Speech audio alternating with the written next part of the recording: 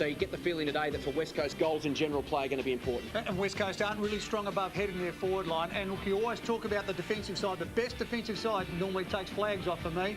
And Adelaide surely are leading in that area. And again, the West Coast defence just statistically slightly shading the Adelaide attack, and through the middle of the ground, clearances will be all important, particularly when you look at throw-ins. First versus 13th, that's an area that West Coast could take an advantage. Yeah, and inside 50s, of course, Adelaide leading that as well. They're getting plenty of run from their midfield. Midfield head-to-head, fantastic matchups. So you'd say Adelaide's defence just shading, and then possibly the West Coast midfield and the West Coast attack as well. Plenty to look forward to as we head boundary side and welcome former Adelaide coach Gary Ayres. He's with Tiffany Cherry.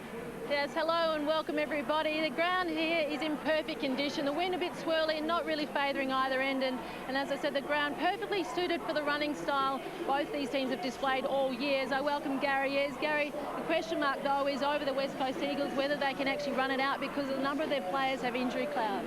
Yeah, they have, Tiff, but I think they'll be fine. You've got 4 on the interchange. John Worsfold has been rotating his midfield all year, so I can't see why it really should be any different today. And the daffodil on your and my collars, not to see whether we like butter, but it's for a great cause. The Eagles supporting Daffodil Day, and that is to raise money for the research into cancer, guys. Thanks, Tiff. Plenty on the line for both sides this afternoon. The minor premiership, as I mentioned. Dean Cox, his 100th game, possibly on the way to All-Australian selection. Strap yourselves in for this one. It's going to be an absolute ripper. West Coast, Adelaide next. Half forward, Lynch, half held, Banfield, threaded a handball through to Cousins. He got it away, snapped by the big man, Cox! And he's threaded it. Eagles hit back. Ball knocked up, Braun, he gets it out to Judd, he gets it out to Cox. He might kick 2 in 3 minutes, and he's got it! Super goal! Australian Idols making Sundays rock. Wow! Keep doing that and you'll win. 7:30 Sunday. Idols are guaranteed here when our final 10 put on a do-or-die performance. You'll be doing handstands at the amount of talent we have in store. Then 7:30 Monday, G and James go live to deliver your verdict. 2 out of these singers will make it to our top 12. Choosing Australia's next superstar is up to you. Australian Idols 7:30 Sunday continues Monday. Boots Brothers. Picky others cold. Call in for these great Father's Day gift ideas. Celebrate with a Hardy's Red 6-pack, Tintara Cellars Cabernet, Umu and Stepping Stone Shiraz, Bastion Shiraz Cabernet, Horton Shiraz and a 1 litre Notting Hill Cabernet, only $59.99 with a bonus Magnum of Stepping Stone Cabernet. Or you might like a bottle of Johnny Walker Black Label, just $36.99, and Crown Lager only $44.99 a carton with 2 bonus glasses. See the web for more great offers. Boots Brothers. Beat the others cold. Want more action? What am I? Need more atmosphere? Then get the widescreen experience on 10 with the latest state-of-the-art digital home theatre systems from Harvey Norman. You'll be surrounded with the ultimate range of flat-panel plasma TVs, along with Sony's theatre-in-a-box home entertainment systems. Bring the stadium to your home with front row seats to the game with this incredible widescreen experience. So get off the bench and grab a match-winning deal from Harvey Norman today. The 2005 Toyota AFL Premiership season, proudly brought to you by our broadcast partners. Toyota, footy, oh what a feeling. Bundaberg Rum, we live for the footy. New Chic Quattro Midnight, no razor shaves closer or smoother. Bunnings Warehouse, where lowest prices are just the beginning. And Red Rooster, the real roast taste.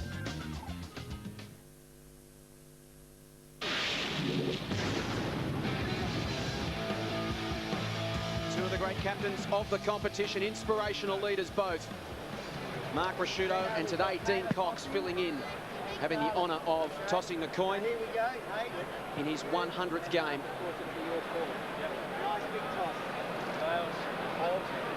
This game's been a sellout for a couple of weeks. Dean Cox wins the toss. He was given the honour of winning the toss. I'm not sure they've consulted as to which way he was going to go if they won it. He thought about it and he's going to the left of screen, and we can see some weather closing in from the south. Let's hope that's going to miss Subiaco. Chance of some showers this afternoon as we welcome Tim Gossage. Tim, a wonderful atmosphere at Subiaco. The build-up in Perth and Adelaide this week has been phenomenal. In fact, it's been one of those games you look at weeks in advance looking forward to. Absolutely huge it has been, and there has been a massive betting plunge on West Coast over the last 24 hours. Betting agencies reckon it's $3 to every one invested on the Eagles, opposed to that of the Eagles. Unbackable, according to the punters. But the Crows will be keen to buck those odds. Unbackable, a huge plunge, one of the biggest of the year. Which is remarkable against a side that's won their last 9 straight. The form team of the competition, but as we mentioned, West Coast won their last 20 games here at Subiaco. They have been pretty much untouchable, an average margin in that time of 41 points. So they're only 4 games away from the all-time record at a particular venue set by Richmond and South Melbourne back in the 30s. So very, very tough to throw here at Subi. And so many great one-on-one matchups to look forward to. 2 midfields with huge rotations. Both sides have 10 or 11 players that can go through the middle of the ground. So fatigue shouldn't be a factor this afternoon, even though the weather is pretty warm. And it's going to be that mental edge. Will it mean something? We had a game like this 3 years ago, Port Adelaide versus Brisbane, final round 2002. Port got up that day to win by a goal. Didn't pan out that way in September. Who can stake their claim and finish on top?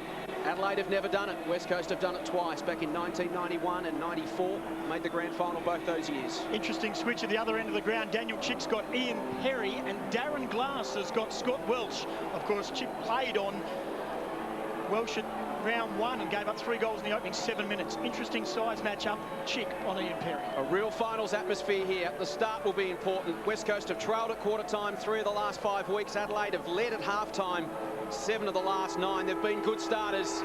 Here we go for the minor premiership, round 22 of the Toyota Premiership season, live from Subiaco. West Coast and Adelaide. Biglands takes it from the ruck. Tried to dish it to Rashudo but missed the body. Stenglein wrapped up. It's farmed out. Ball still alive. Cousins bounces off Goodwin. It's hot in there early as you'd expect. Henschel finds Edwards. Now Massey back in the side. Here's Rashudo to pump Adelaide inside 50 for the first time to Perry. Good start for the Crows. Hot ball in the middle. Adelaide with the early advantage. Well, he's the aerial specialist for Adelaide. There's no doubt about Perry. 120, 116 marks. He is the target when it comes to the air, Gary. Well, he is, because he's the one that leads at the ball, Peter, and that's been a strength of his, and he'll certainly put himself in a position where he gets a lot of the ball that actually goes through him. Kicked 3 straight last week. 32-27 for the season from just outside 50. Gives it a launch. Can it sneak inside? No, it can't. Ricochets off the woodwork. Opening blow goes to Adelaide. Only a glancing blow, mind you. 1 minute gone, a behind to Ian Perry. West Coast really need to put the pressure on Rashudo. He is the one that continues to pump it into their forward 50, uses it beautifully. They can't give him so much space. Judd almost ran himself into trouble, but only he could get himself out. Fletcher went to play on, it's ended up with Edwards. Again, Rashudo, he can long bomb. It's an open goal square, but he slips. Centre half forward. Second effort. Here's Edwards to the goal square. McGregor, Chick at the back, forced to spoil. Hunter keep it in, no. So the Eagles' defence under pressure early, Gary, is. Well, they are, Tim. Rashudo actually started at the back of the square there at that particular first centre bounce. So it's interesting that I'm assuming Neil Craig would say, well, if you're going to have Rashudo on your own, that's not a good move. So you'll actually have someone who can man him up. Hunter. Banfield forces to the boundary line again. Fletcher, Selwood. Quick use by the Eagles, ends up with Staker. On his defensive 50, shrugs the tackle, kicks to centre wing. Hansen. Good give. Stenglein and Cousins combine. Here's Selwood on the overlap. Chipping over the top to Cox. Gain 100. Can he give to Braun, who had the speed at centre half forward. Spearing left foot kick. It's wide. Matera, 40 out. Will screw it back to the goal square. Gardner. Bassett does well. Through for a minor score. Quick transference of play by West Coast. And you can see Matera going very quickly to the top of the square, because that matchup between Bassett and Gardner, that's all in the West Coast Eagles' favour. Spot on, Peter, and if you're in John Worsfold's coaching box, you'd certainly like to see that, because Gardner is about probably, what, 6-8 inches bigger than Bassett? Definitely, and very good overhead. West Coast so good at running and carrying the football here at Subiaco. Adelaide so good at coming up to confront and harass the ball carrier. It's going to be an interesting battle of strategies. Judd, handball inside 50. Coming out to attack it was John Cock. He's met by Judd coming the other way. Spilt to Edwards. Bassett taken down by Staker. We'll have a throw in 65 metres around from the West Coast goal. Neil Craig's got the luxury too, Peter, of actually having Simon Goodwin. Looks like he's starting half back. Tyson Stenglein's his opponent, so maybe introducing him into the midfield at some stage later on. Free kick off the ball for holding. Going away, Staker. Yeah. But in nice form, Staker, both ends of the ground, has been playing centre half forward and centre half back. Starting the back half today and just working up the ground. Interesting, Staker thought he'd given away a free kick and Shirley thought he'd got it, so everyone was confused. So Staker, 12-6 for the season from 55 metres out. Plenty of height, plenty of length, plenty of accuracy. West Coast on the board. Toyota Echo Rush comes with special editions, including alloy wheels, fog lamps, front power windows, and 3 years roadside assist. That's a saving of over $1,800, but stocks are strictly limited, and this offer cannot be repeated. So don't miss out on Echo Rush models with an $1,800 saving. See your Toyota dealer right now. Oh, what a feeling. Toyota. Advantage, goes back, kicks a good goal to get West Coast away.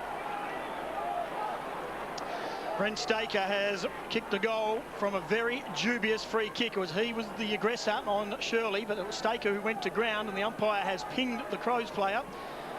So that's a lucky start. The Crows will be aggrieved with that first goal going the way of the West Coast Eagles. Again, a hot ball. Bock was taken high, no free kick. Threw it on the boot to centre half forward, Wapunda. Hunter received from Fletcher. Braun. Chain of hand passes. Nikoski shows it to Hunter. Now he's got a problem. Braun should receive from Hunter quickly. He does. Goes by hand. This is good overlap footy. Here's Lynch on 50. Steps inside. Kicks on goal. Is it bending back? It's bending back. It's a goal! Great stuff.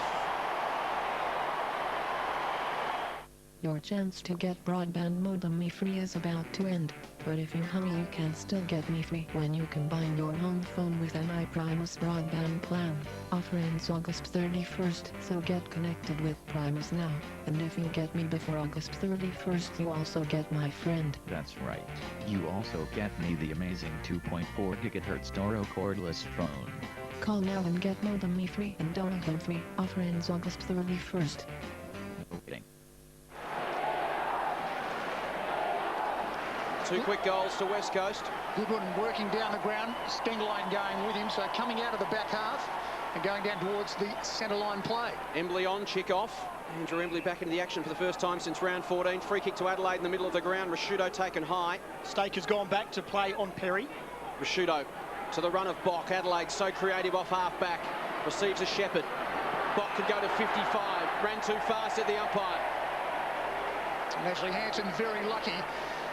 The Adelaide player made the mistake. He didn't chase early. He just sat back, watched his opposition run off. And I think the coach would be very happy with that. Fletcher to Embley gets a big roar as he's welcomed back to senior action. Here's Dean Cox on centre wing.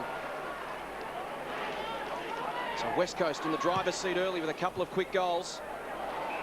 Just getting uncontested possession at the moment. 21-7 the uncontested disposals. It's a danger sign if West Coast can rack up numbers at Subiaco.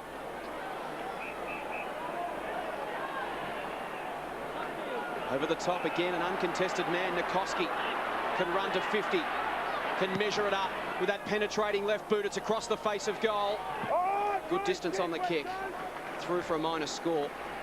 West Coast already up to 31 possessions, Adelaide 12. And we know if West Coast get over 300 in a game this year, they win. It's 17-0 and the amount of ball. And the Eagles also too, Jace, they're controlling the tempo of the game at the moment with their ability by hand and also too by foot. So they're not bombing the ball away unless they actually get it on or around about 50. John Cock with the kicking in duties. Matched up with Matera early in the game. He goes short and finds Edwards. Receives it back now. Can gather some territory. Confronted by Embley. Works inboard. Goodwin to Bock, and they get it to centre half back. Now the penetrating kick up the middle of the ground. Perry's the target. Thompson lurking with intent at his feet. Goes and wins it now, Thompson. Won a good hard ball. Perry feeds it back to Edwards. He'll throw it out wide. Ball hung in the air. Nikoski attacked it. Henschel kept his feet. Can use the support. Goodwin run down from behind by Embley. West Coast sharp early. And they came forward and confronted Adelaide then off half-back. Adelaide had nowhere to go. There was no one inside their forward 50. If they'd taken possession, they were just going to bomb it forward. Had absolutely no option. There would be no leading forward. They had to hang on to it, waiting for something. Eagles put the pressure on, brought it down to ground. West Coast giving Adelaide a taste of their own medicine there, and here's Fletcher away from the congestion. Releases Weirpunda on the lead. Here comes the big unit, and he's got it. 45 metres out, Quinton Lynch to go back for his second goal, and a great start for the Eagles. Pete, also too, just touching on that point, it looks like here Hunter might have done something to either his elbow, shoulder or arm. But I think sometimes if you are moving the ball down the ground and you look up and there's nothing within your forward 50, why not just gain some yardage and actually go long to space? Because they end up here on the wing, really, and now West Coast Eagles have got a shot on goal. I'm bamboozled why they just didn't get a quick kick forward, because they've got the pace down there to compete with anybody. Didn't make sweet contact on that one at all, Quinton Lynch. Still got plenty of distance on it, but it missed to the right-hand side. Adelaide led off the hook. It's 5 scoring shots to 1. West Coast by 14 points. We've played 9.5 minutes at Subiaco on Saturday afternoon football. Crowd getting up around 38,000. Short kick in. Rashudo marks defensive. Inside his defensive 50. Back to John Cock. Cousins made a good contest of it, opposed to Bassett. And they're throwing it left half forward. So the Crows are certainly under pressure. And Timmy, we look down to their forward line again. They're playing their two key forwards, Welsh, Perry, right up towards the forward 50, getting players up, I think, just to try and stifle the West Coast Eagles midfield. Goodwin, quick give. Rashudo been busy. To Riley. Oh, McLeod had his back turned. Has time to recover. Evades the outstretched arms of Wapunda. Here's Riley, run on nicely. It's an open forward 50 for Adelaide. Riley will put it up towards Welsh and Glass. McGregor. Well done, Glass. Quick smother. Judd, searching kick to Hanson. Can he go? He does. Now Bassett's camped inside his defensive 50. They've got the extra man, the Crows. Bigland's down, gets back and takes a very good mark. Chips over the top. Cox coming one way. Crows have numbers. It's 4-on-1 in the end. John Cock to centre wing, and McGregor marks. So the Crows trail by 14 points. Pretty harsh to be critical of Dean Cox the way he's played this year, but really should have just gone for the ball, Gary, instead of taking the players out in that instance. It was an easy possession. Rashudo off the ground. Here's Welsh. He's a long way from goal, but he shrugs the tackle of Glass and then stumbles. And then he wanted the boundary line. That was his friend. He found it. Another throw in. Left half forward. Crowd not happy. Thought he should have been pinged for holding the ball. Let's take another look at the disposal once he did the hard work and slipped Glass. Biglands arms it down to the path of Riley. Thought about the give to Goodwin. It was the option to go for. He hesitated and the moment was lost. Goodwin run down by Selwood. Released the hands to Shirley. Adelaide still in possession. Working around the outer side. The ball's now with Riley.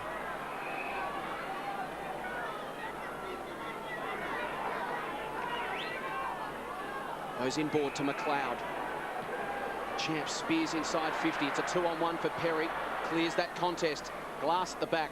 Takes it to the line. We'll have a throw in adjacent to the Adelaide behind post. Jason, we've already seen the value of David Wirapunda as well. Like he missed last week, and he's straight back into the fold as far as doing what he does best, and that's just mopping and sweeping across half-back. Got a great record against Adelaide, averaging 21 touches in his last 8 games against them. There's a free kick here for holding.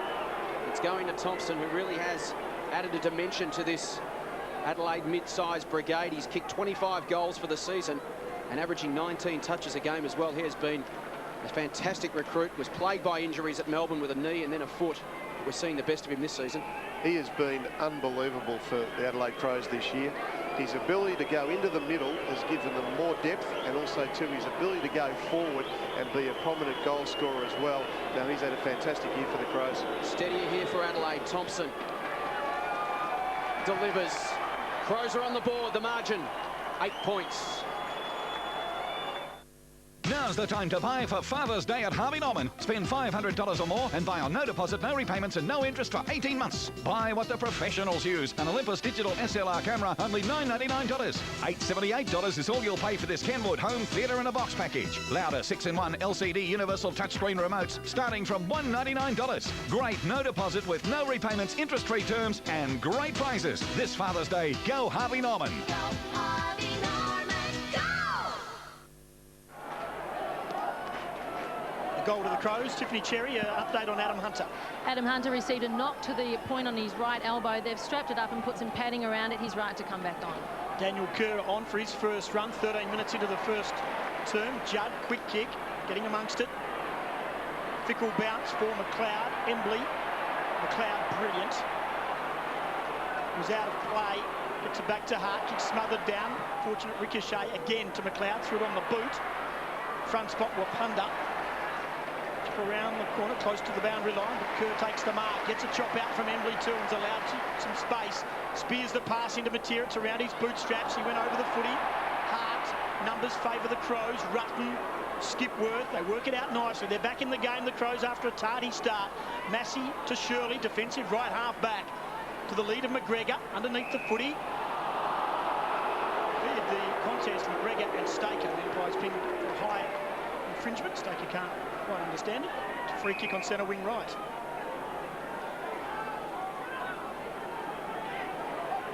Bock down the line to Henschel. Then Cox is the loose man inside defensive 50. Henschel saw that. In fact, the Eagles have got a couple of spare. Wapunda was another one. They should change direction here. West Coast and go. Embley's on his own at right half back. Cox has to wait patiently. The ball just won't come back to him. Had numbers and they had time. Fletcher took on the tackle, gone, holding the ball, great tackle, Scott Welsh. They muffed that up West Coast, they were pedestrian. When Fletcher looked up, he had absolutely nowhere to go. There was not one option, making him go back inside. Just a good tackle. It's amazing if you don't have options at the moment. Instead of just going for the boundary line, safety options. I get confused sometimes. And a real strength of Scott Welsh's game too is his ability to actually get at the ball carrier and then cause a turnover, or in this case he's been rewarded with a free kick because of his ability to get at the guy, especially inside the Crows forward 50.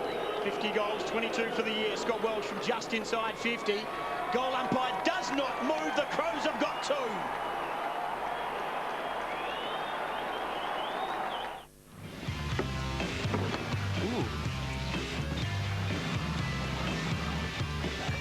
Nice play.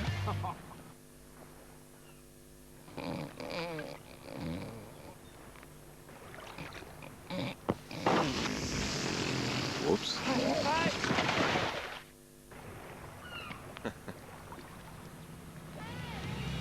There we go.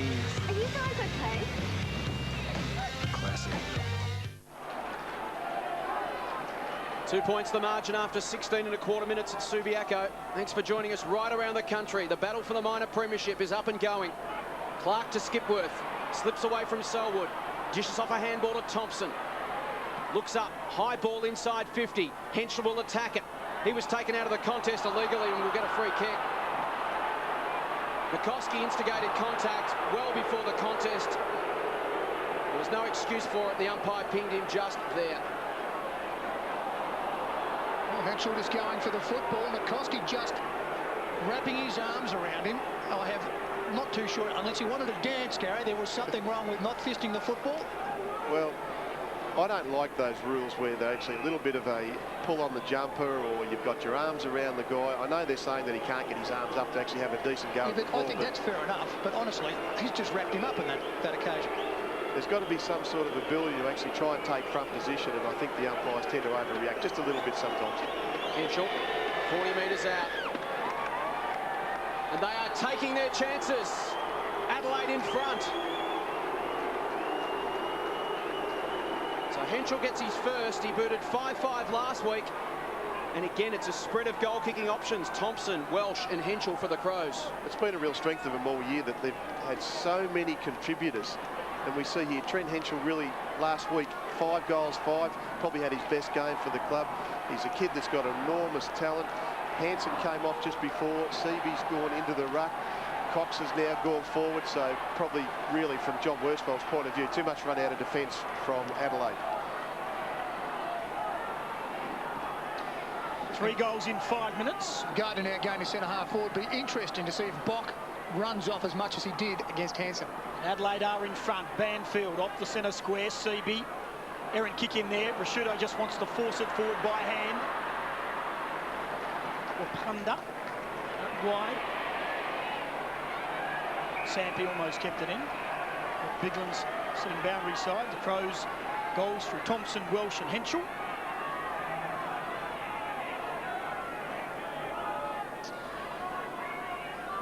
Clark and Seaby.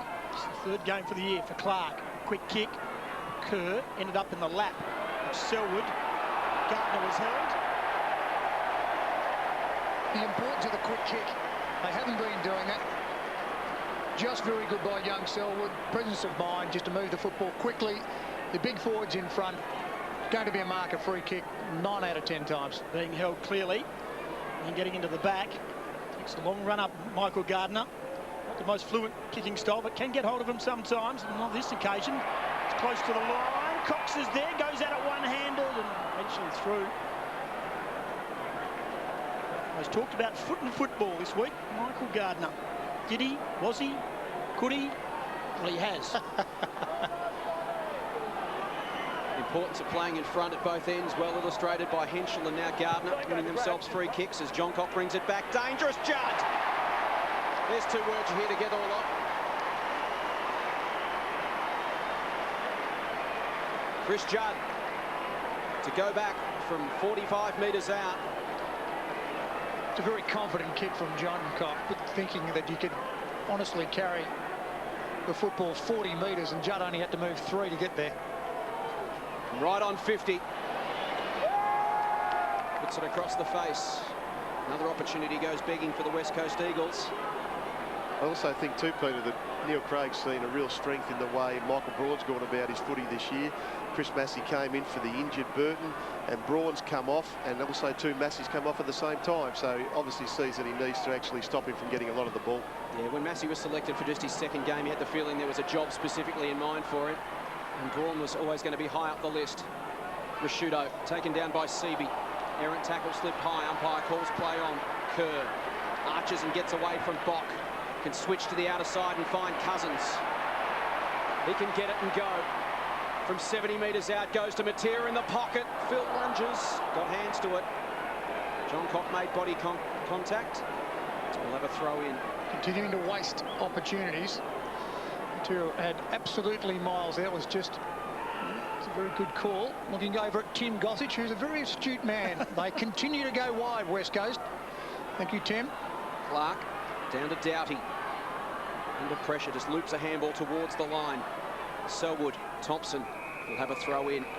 So we mentioned before the game clearances, the importance of those, that West Coast may just have the edge. At the moment, it's actually Adelaide leading that department 8-4, and that's going to be critical for them this afternoon because West Coast, as we know on this big ground, so good at winning the ball in close and then just exploding into open space, and that man's got a lot to do with it. Matthew Clark, lovely tap down to Thompson. Now Rashudo to the wing. Henschel to contest, but Staker had position. Strong hands and takes the mark. Go long inside 50. Dean Cox down there. And he's got it. It was a strong mark, wasn't it? Great upper body strength. Just nudged his man, got him off balance. Took a great grab. But the decision of the kick, spot on. As Tim pointed out, rightfully so, only seconds ago, West Coast were going wide into their forward line. Their attacks have been going wide. This time, Staker just puts it into the hot spot, goes to the big man, and Dean Cox doesn't let him down. Leads the marks, 127, 128 marks he has now. Dean Cox for the year has been very good overhead. And another very strong mark. He's as good as anyone at finishing as well. He's kicked 20 goals, 3 for the season. Doesn't miss too many. This to reinstate the lead for West Coast. And he doesn't let them down. Sunday is all new Must-see TV, only on 10. At 6:30, Jamie Oliver's got some sweet eye candy on The Naked Chef. 7 o'clock, Gax Dukes of Hazzard's Jessica Simpson in all new Newlyweds. 7:30, it's Do or Die when Idol's last semi-finalists take the stage. 9 o'clock, it's all new thrills with Criminal Intent, followed by a gripping countdown to the NCIS finale. Sunday is Must-see TV, only on 10. No coincidence that the West Coast have got momentum again. As soon as Daniel Kerr comes back on the ground, he is amazing. Off the bench, straight into it. Dean Cox has now kicked 11 goals straight. His last 11 shots on goal.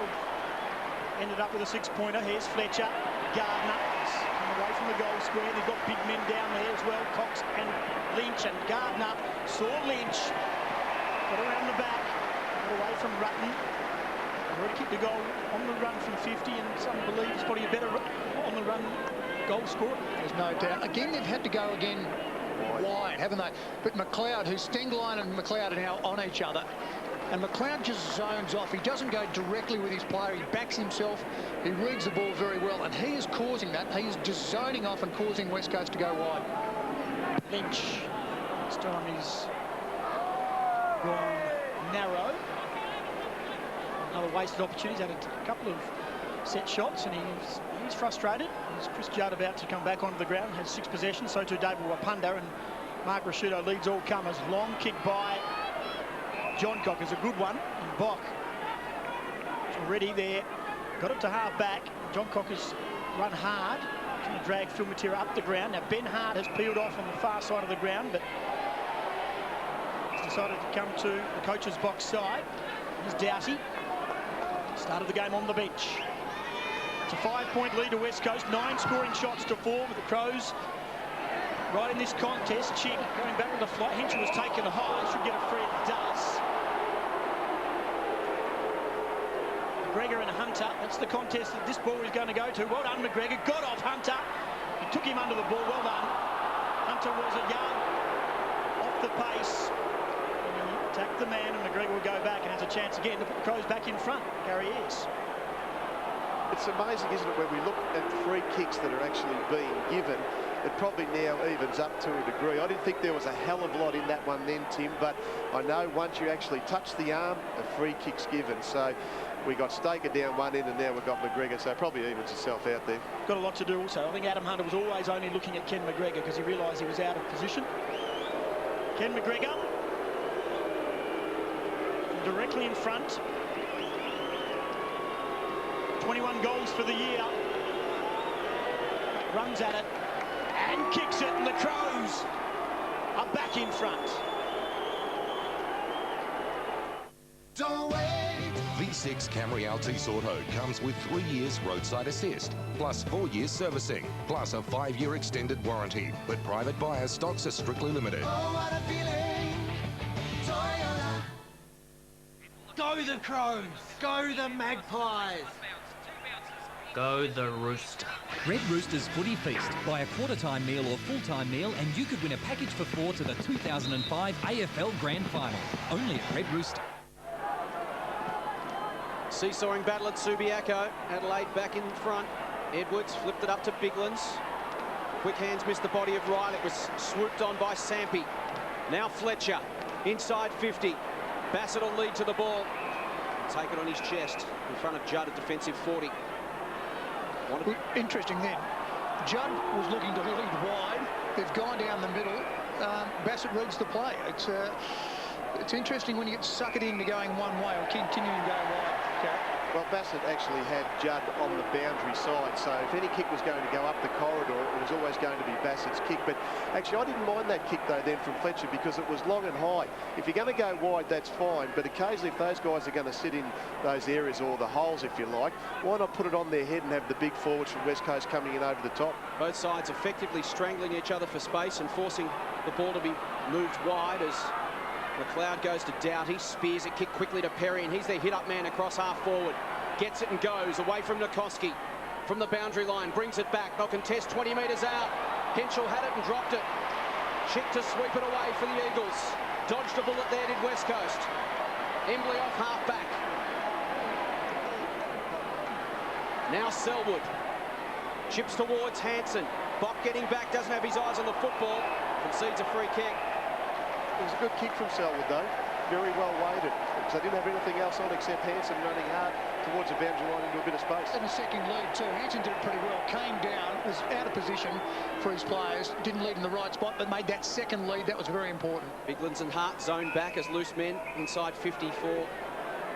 Adelaide. So West Coast look to switch it to the opposite side. Cox, Matera, now in front of Cousins. Pitches just in front of him, got Doughty to contend with. Back onto the left boot, chips it across the body. Matera, Rashudo, Selwood. Goes to Skipworth at the back, and Adelaide can come off their defensive 50. Here's Perry on centre wing. Goes over the top to Edwards. It's a wide open forward line for Adelaide. Welsh is one option. He'll look up. See no one at all inside 50. Henschel streaming back. He's got the edge on pace for Dean Cox. Staker gets across to support, but Henschel had it covered. It was a beautifully weighted kick. It was the charge of the Light Brigade because West Coast and Adelaide had both bunched up in the middle of the ground. When Adelaide won possession, they took off and headed goalwards. And Henschel always had Dean Cox done for speed, and the kick was to his advantage.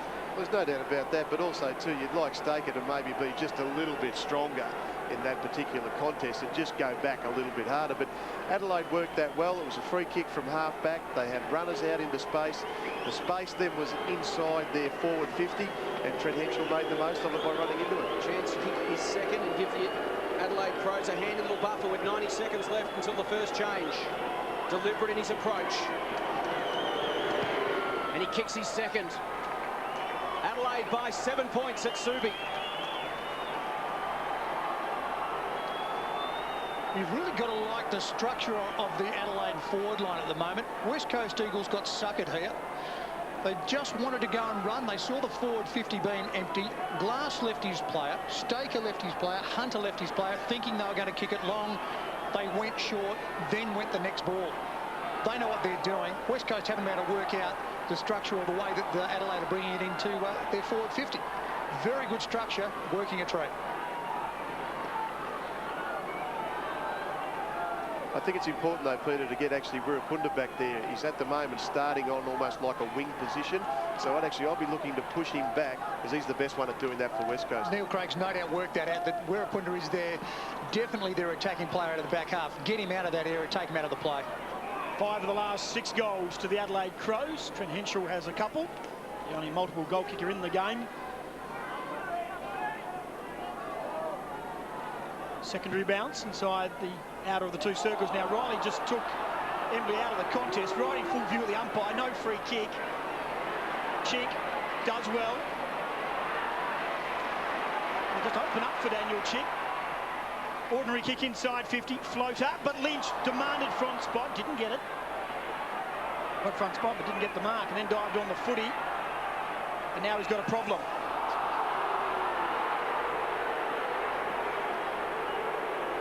Unless he can bench press about 300 kilos, it is very hard to get off the football when you've got a lot of boys sitting on you. It's Ben Rutten, who made his debut on this ground and kicked 3 goals on debut and hasn't kicked a goal since. Of course, he's made his name this season in defence for the Crows. There's 20 seconds left. The West Coast, a quick kick, a quick shot on goal. Sampi, does he get a free kick? He does for a push, but they're running out of time. Umpire pays advantage. Quick kick by Kerr to an open goal square. Hits the post. No, it's gone narrow. It's missed. Would have been a team lifter for West Coast. 3-7 to 5-1. Good kick back in play.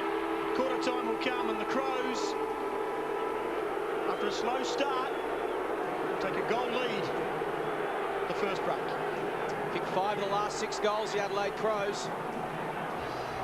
All single goal kickers with the exception of Trent Henschel, who has 2 in this game. Quarter time at Subiaco, Adelaide by 6 points.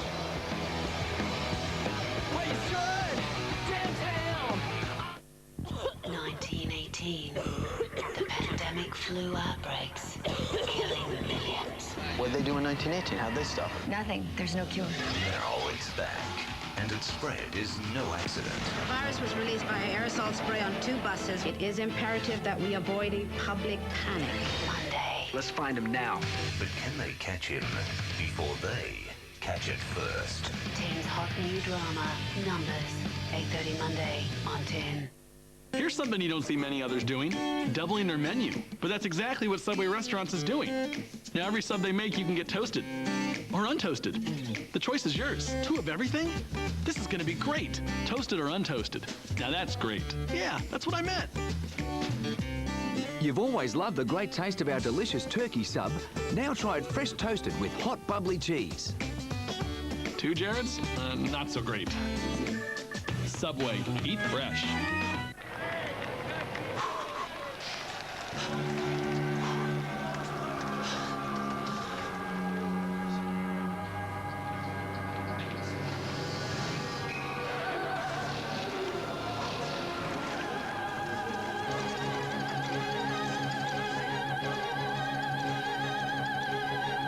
Sit down, fat lady. It ain't time to sing.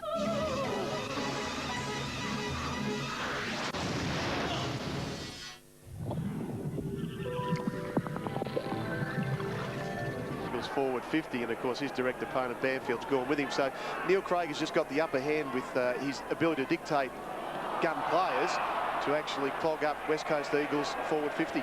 Infringement in the ruck contest going the way of Dean Cox.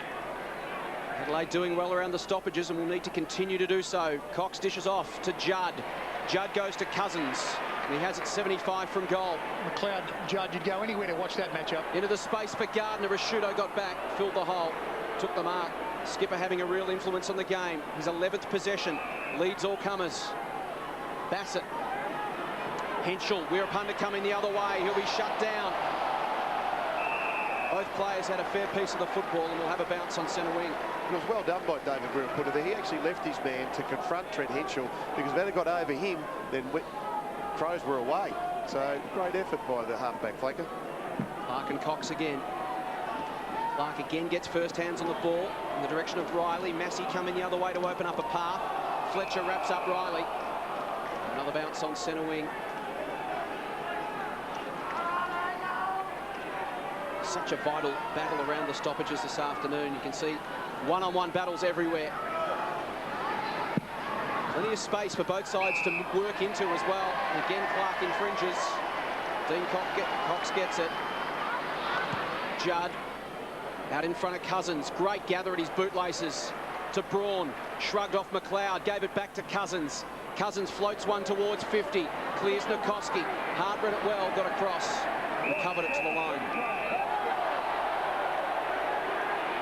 Again, we see even the skipper going wide. I just do not know why. You've got Toya Timber up there like Gardner and Hanson. Why you wouldn't go to the top of the square.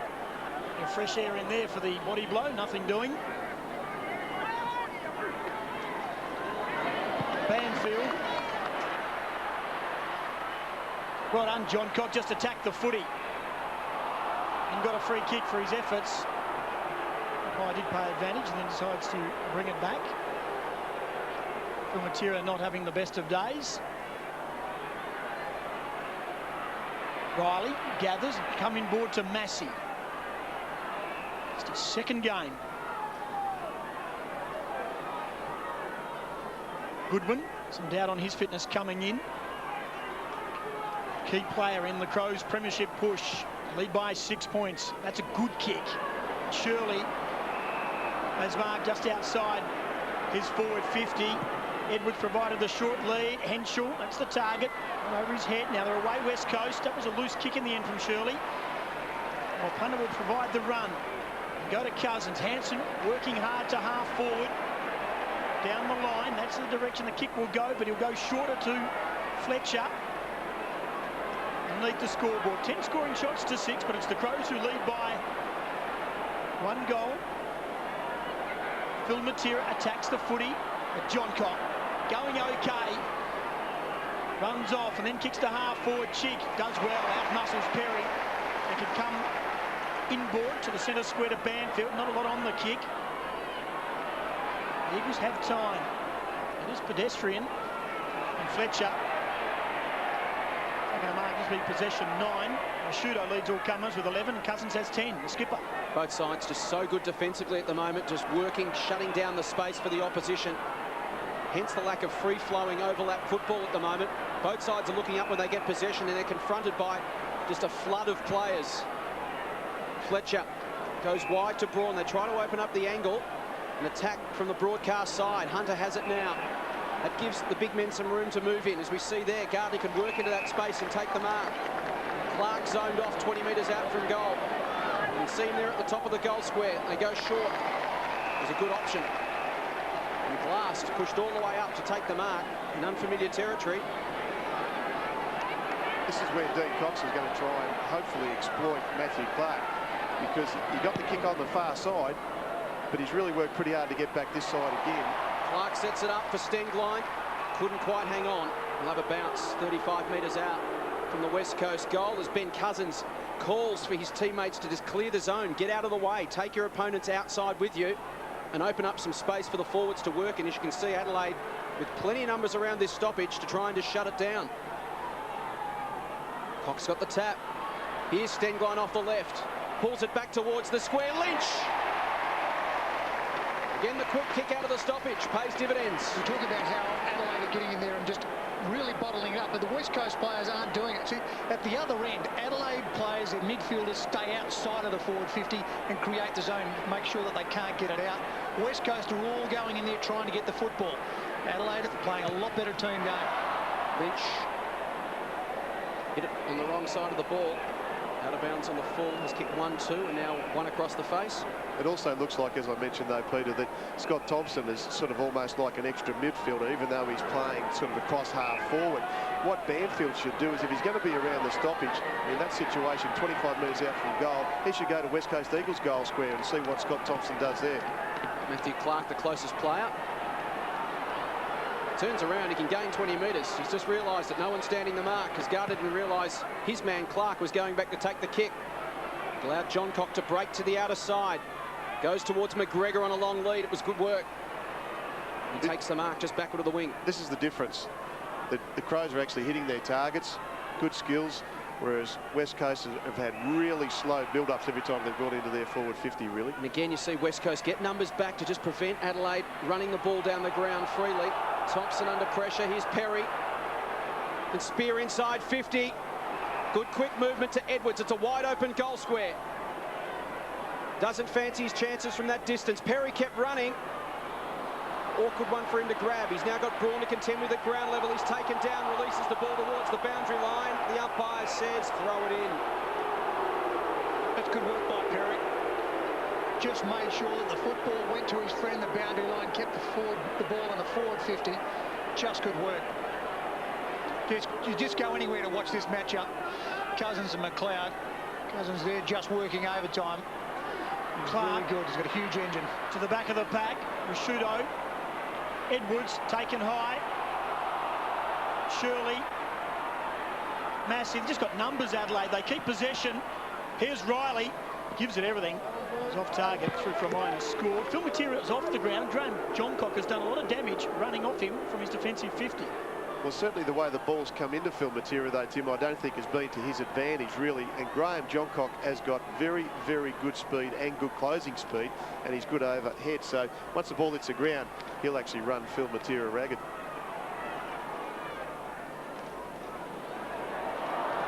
Selwood ready for that mark with his teammate in Fletcher. This is better for West Coast. Braun wants to get over the top to Judd. Looping hands. He's got the speed to get away from McGregor. He'll take him on Judd. Runs to the centre square. Then runs to 50. Then lets fly. It's bending back nicely, but not enough. And Quinton Lynch on the line can't grab it. Through for minor score. 3-8-5-2. A bit of a lucky dip for Quinton Lynch today. Rutten takes it outside his defensive 50. They're queuing up down the centre wing. McGregor. And 2 points scored in 9 minutes in this second term. Chick only knows one way, and that's straight at the footy. Takes him on, and he's been penalised for the fend off on McGregor.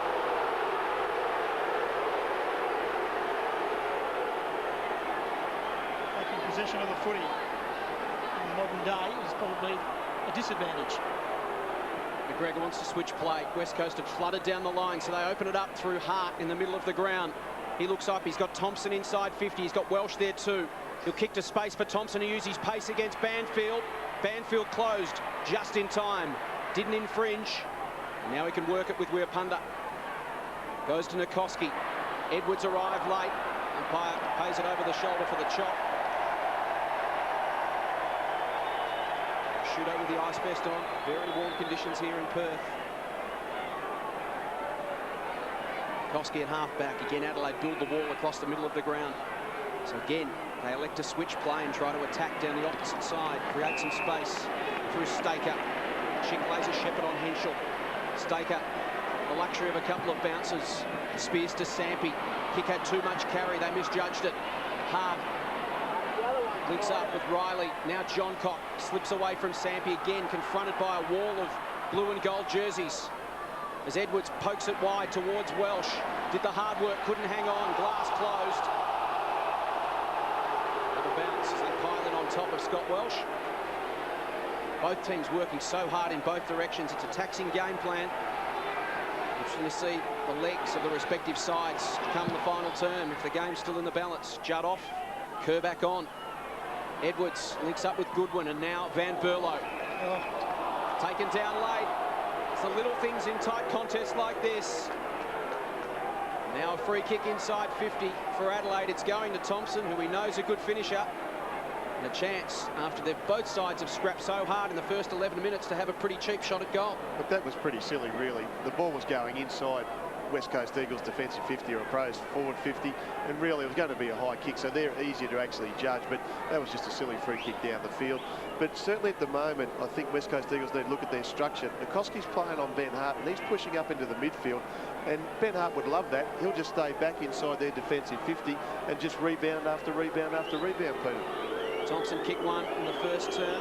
This for a handy little break. Beautiful kick off the boot. Never looked like missing.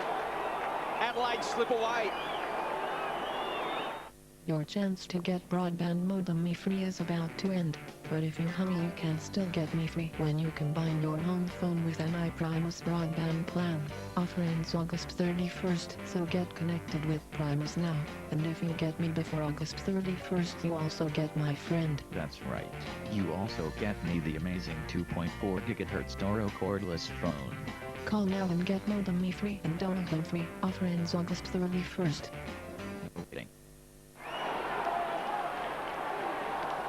It took 11.5 minutes, but we finally get a goal in the second quarter. Ordinary bounce, it favoured Biglands.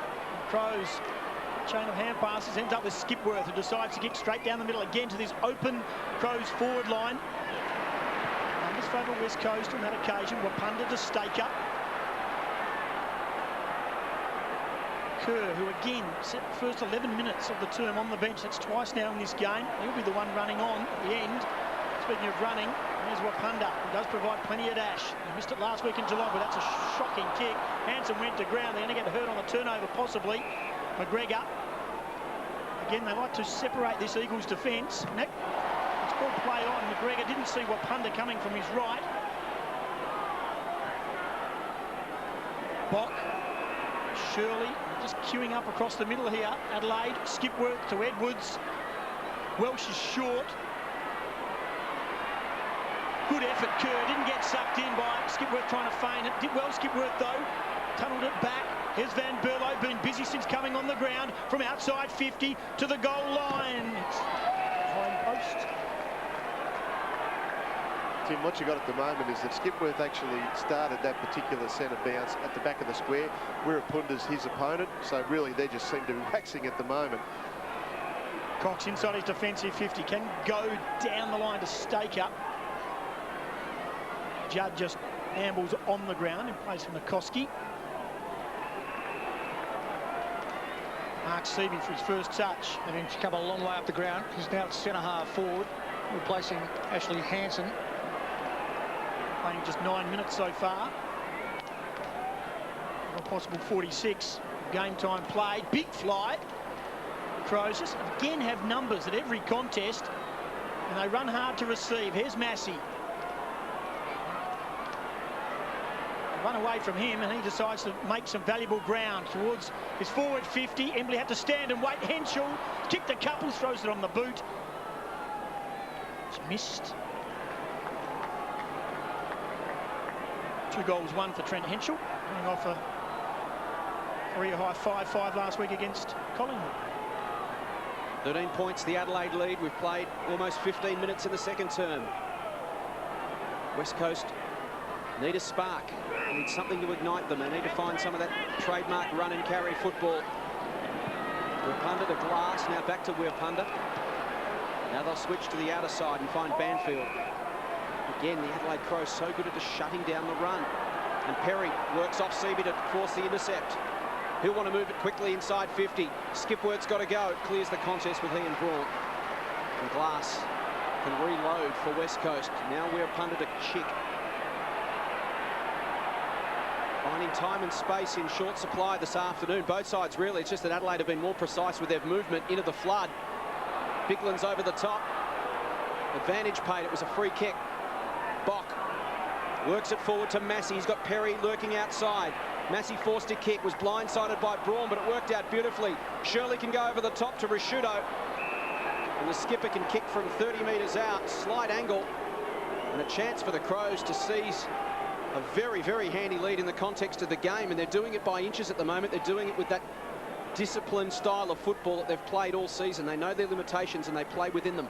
And they're also well executed in that ability to actually find targets. And I'm not so sure whether Chris Massey's kick was actually meant for Robbie Shirley, but certainly Robbie Shirley found Mark Risciuto on his own, and he'd be a fair chance to nail this. But certainly, Pete, I think, why not play Gardner and Quentin Lynch across half forward and maybe have Sampi one out in the goal square? Just try and mix it up a little bit. They've got to get something going up Gary, there, mate. you're spot on. They need to actually just get something, give them a spark. At the moment, it's just dull. Risciuto kicks the goal. Adelaide lead it by 19 points. Need inspiration for Father's Day? Check out the new Bunnings Warehouse catalogue. Wind-up torch, upright, 1998. Line razor level, only $29.50. TMC 18-volt cordless blower, only $99. 4-burner barbecue, a hot $399. Step ladder, amazing value at $34. 3-piece mobile toolbox, just $29. Stanley IntelliSensor stud sensor, only $19.89. Bunnings Warehouse! Lowest prices are just for beginning. Both sides had about the same amount of football, 58 to 55 this quarter, but inside 50's 10-4. Adelaide just using it the better. And West Coast have kicked 1 goal in the last 44 minutes of football. That is a worrying sign. It's a free kick. It's coming back to Braun. He was slung in a tackle. The Crows were going forward at a rapid rate. Run off half back from Hunter, but just even that situation, they just can't find targets. Just on a simple open field play. And here's Gardner, who's worked hard to half forward. Now Phil Matera's down the line. First option though is Fletcher. Crows get back in numbers to crowd up. There's plenty of players inside the West Coast Eagles forward 50. Fletcher, does he find one? Embley, he does. It's got off Riley, which is marksman this afternoon. Andrew Embley back in the side. Probably out of all the injured players, he probably was the most impressive on the training track this week, chomping at the bit to get back into the AFL. He's conditioned well. Long time on the sidelines. They need this West Coast, and Embley was on target. Has it got home? I think it's close to the line. It has. They needed that.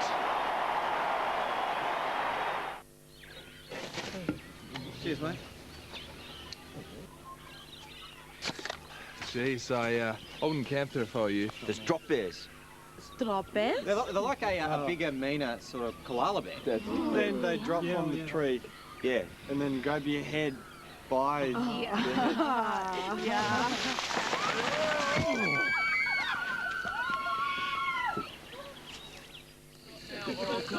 Classic. Message from John Worsfold to be more of the same. Some run and drive off half back that was fortuitous for them. The free kick went the opposite way. That opened up that passage of play and they took advantage. Bigland's got the tap. They pile it on top for a secondary bounce. Adelaide have been able to stifle that run out of half-back, though. They've just done it very well.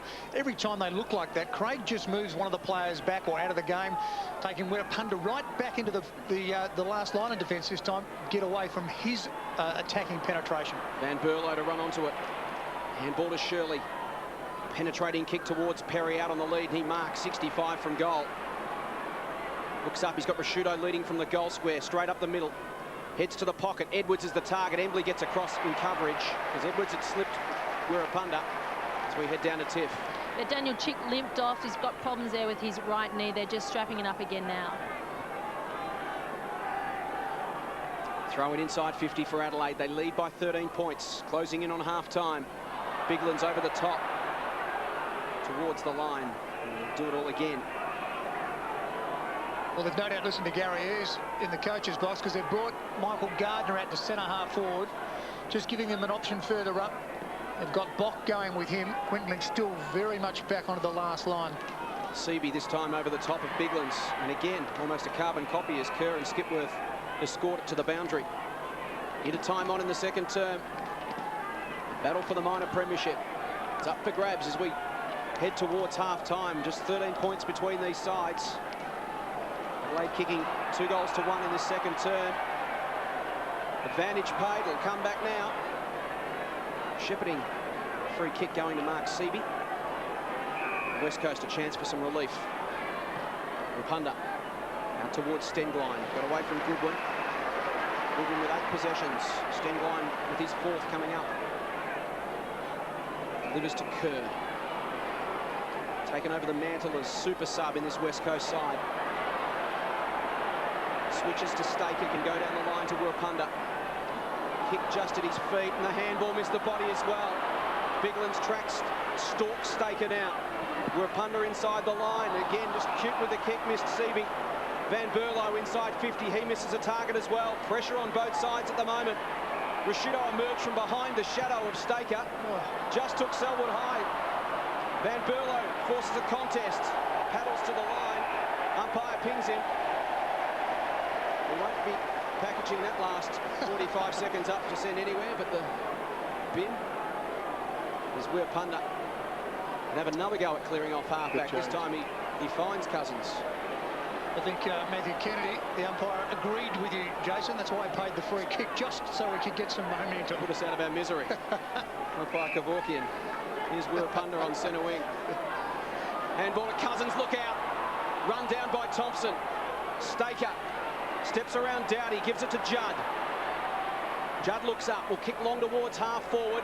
Some timber there for West Coast as Hunter flies over the top, couldn't bring it down. Fletcher's handball missed the body of glass. Welsh went in to force a contest. Goodwin toe poke to his own advantage. He's away and running now. Simon Goodwin can go to Rashudo and he's got it 40 from home. Well, there was a sense of inevitability about it. West Coast missing target after target. Finally, Adelaide able to get some meaningful hand on the footballer. In this case, it was the toe of Simon Goodwin. And now Mark Rashudo can go back and kick his 2nd for the term. You've just got to be impressed with the discipline of Adelaide. They do the small things. They just continue to get a hand in there, bring it to ground. Small toe pokes, as we saw with Goodwin. Good knocks, good punch-ons. Just everything. The small 1%ers that do it so well.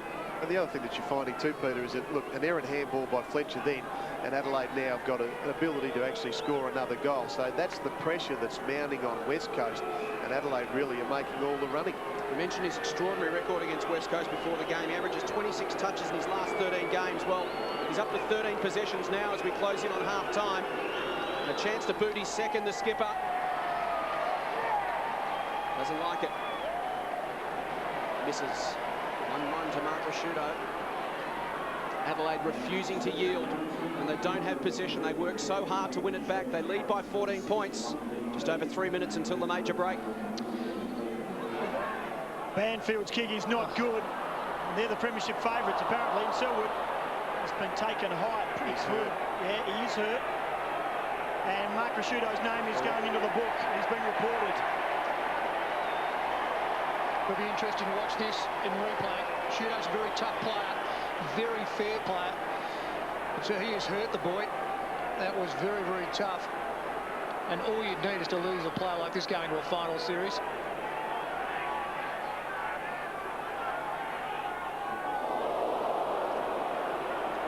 Well, I guess it's a big story, gentlemen. What do you think? Well, pretty much on the shoulder. I mean,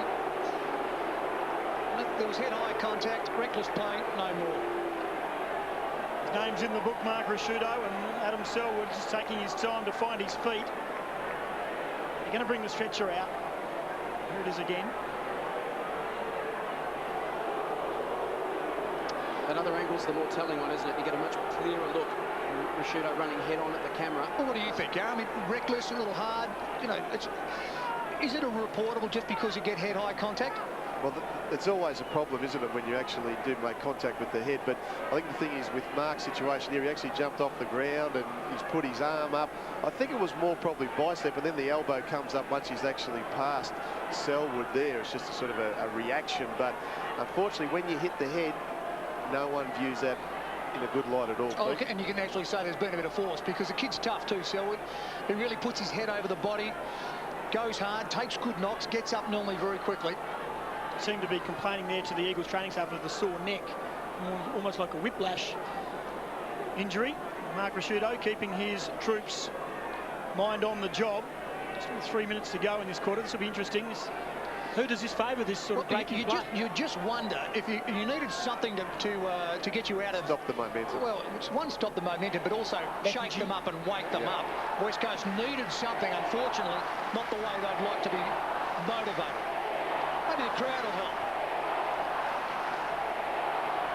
Chant has gone up around Subiaco Oval. He's right near the Eagles race here, Adam Selwood. Mark Rashudo is making his way over towards the... This is interesting, he's sort of getting close to it anyway, Mark Rashudo. He's the nearest player to Adam Selwood. He's going to stand the mark, of course.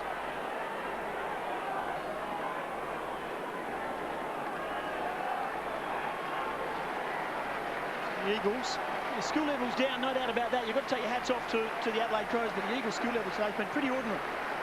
I think, Tim, they're actually trying to make too much out of some sort of play when they actually get a little bit of flow. They're just trying to be perfect with their disposal to actually hit targets all the time. Well, that bad disposal to Selwood set up the contact from Mark Rashudo. Exactly. Didn't even find him for 20 metres away. And when he comes to, he's not going to be too happy, is he, Selwood, because that's what happens quite often, is it's an errant handball or a slack kick or slack handball that gets your teammate into trouble. So 3 minutes to go to half-time. Adam Selwood going to the rooms, and Nikoski will go straight up the middle of Subiaco now. Welsh is in best position, takes a good mark. It's just going to come straight back inside the forward 50 for the Crows. They've taken up all the running after giving up a couple of early goals to Staker and Lynch in the contest, but it's been all Adelaide since, and Henshaw, he's caused plenty of damage, kicked a couple. Riley running for him. Thompson now provides the lead. And on the end... They say Rue? Yes. Bit of a combination from Adelaide fans and West Coast fans, and if he gets hold of it, Mark Rashudo, this will be the perfect tonic for the Crows coming up to half-time, and this will be a team lifter. I think also too, Tim, when you look at actually the two sides, Adelaide are winning more of the 50-50 ball, and also too they're winning more one-on-one contests. You have to say Box on top of Hansen. Rashudo certainly, I think, had the better of Selwood. You look at guys in the midfield, McGregor's had the better of Hunter. They just have the numbers though, don't they? They win that one-on-one, Gary, but there's Adelaide numbers. Every time you look at a frame here, you're seeing 3 Adelaide players, 1 or 2 Eagles players. From right on 50 metres, Mark Rashudo. What a goal, the captain's goal, and the Crows out to the biggest lead in the game.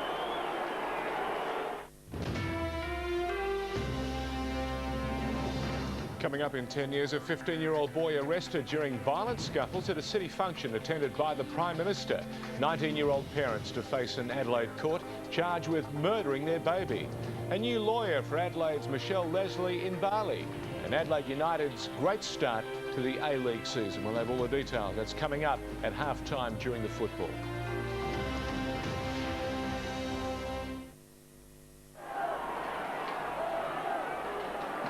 20 points the margin now. Mark Rashudo kicks his second for the term.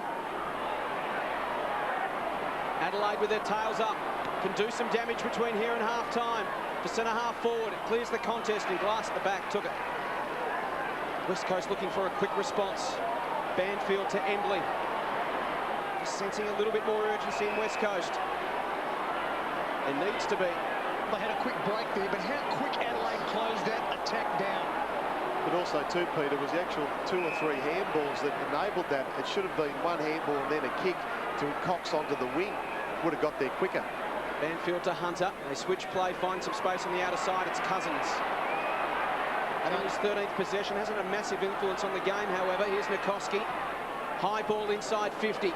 Matera at the front of the contest. And no one went. Got to go at it. John Cockey's man took an uncontested mark, 35 metres from his defensive goal. Now to Doughty.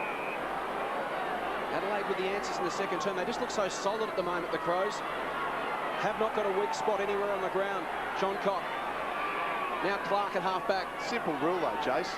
If your opponent goes, you've got to go as well. And Phil Matera really, no pressure on John Cock whatsoever. No wonder they're destroying West Coast Eagles at the moment, because they're just having it all their own way. Dean Cox is standing in the middle of the ground there, complaining to his forwards, not coming down and picking up. Ben Hart, all by himself, still doesn't have an opponent. Clark and Cox. Henschel wrapped up by Kerr. Was it a throw? Matters not, because it's found the way of Judd. Can he ignite them to Gardner? And Gardner will kick after the siren.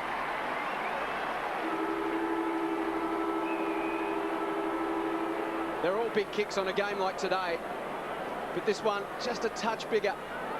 20 points, Adelaide would be feeling pretty good about. 14 points, West Coast would walk off thinking, well, we've played well, but they haven't collared us yet. West Coast would be saying we played poorly, mainly because that's the pressure Adelaide's put on. Gardner 13-4 for the season, launches it high. It's not going to have the carry. And the Adelaide defence there to blanket it. No score. Half-time at Subiaco, the battle for the minor premiership. Adelaide 8-4-52. West Coast 4-8-32. The Crows adding 3-3 that term. West Coast adding 1-1. The visitors travelling well, a 20-point lead. There's a long way to go. Don't go away. Back after this.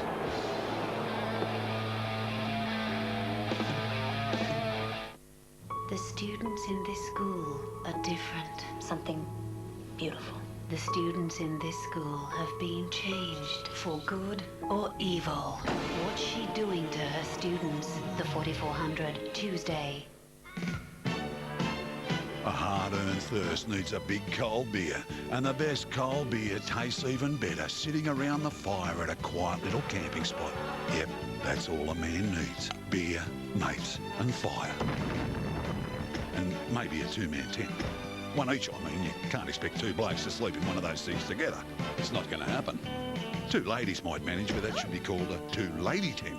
Of course, you might persuade a bloke to squeeze inside with 2 ladies. Then you've got 3 people in a 2-man tent, and that makes for far too much commotion at your quiet little camping spot.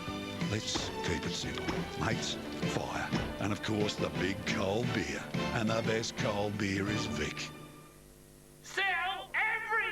Well, at least $2.5 million worth. Furniture will be sold at half price. Bedding will be sold at half price. Carpet and rugs will be sold at half price. Plus 26 months interest-free and absolutely no deposit. Look for the special tags. Look on you. Go the Crows. Go the Magpies. Go the Rooster. Red Rooster's Footy Feast. Buy a quarter-time meal or full-time meal and you could win a package for 4 to the 2005 AFL Grand Final. Only at Red Rooster. Just arrived and exclusive to Discount City Carpets, Gracewood Timber Flooring. A classic collection of exotic single-plank hardwood timber flooring with a 20-year warranty at unbelievably low prices. Twist the salesman's arm now and receive free underlay at Discount City Carpets, all branches. Bring your DIY dreams to life at Stratco.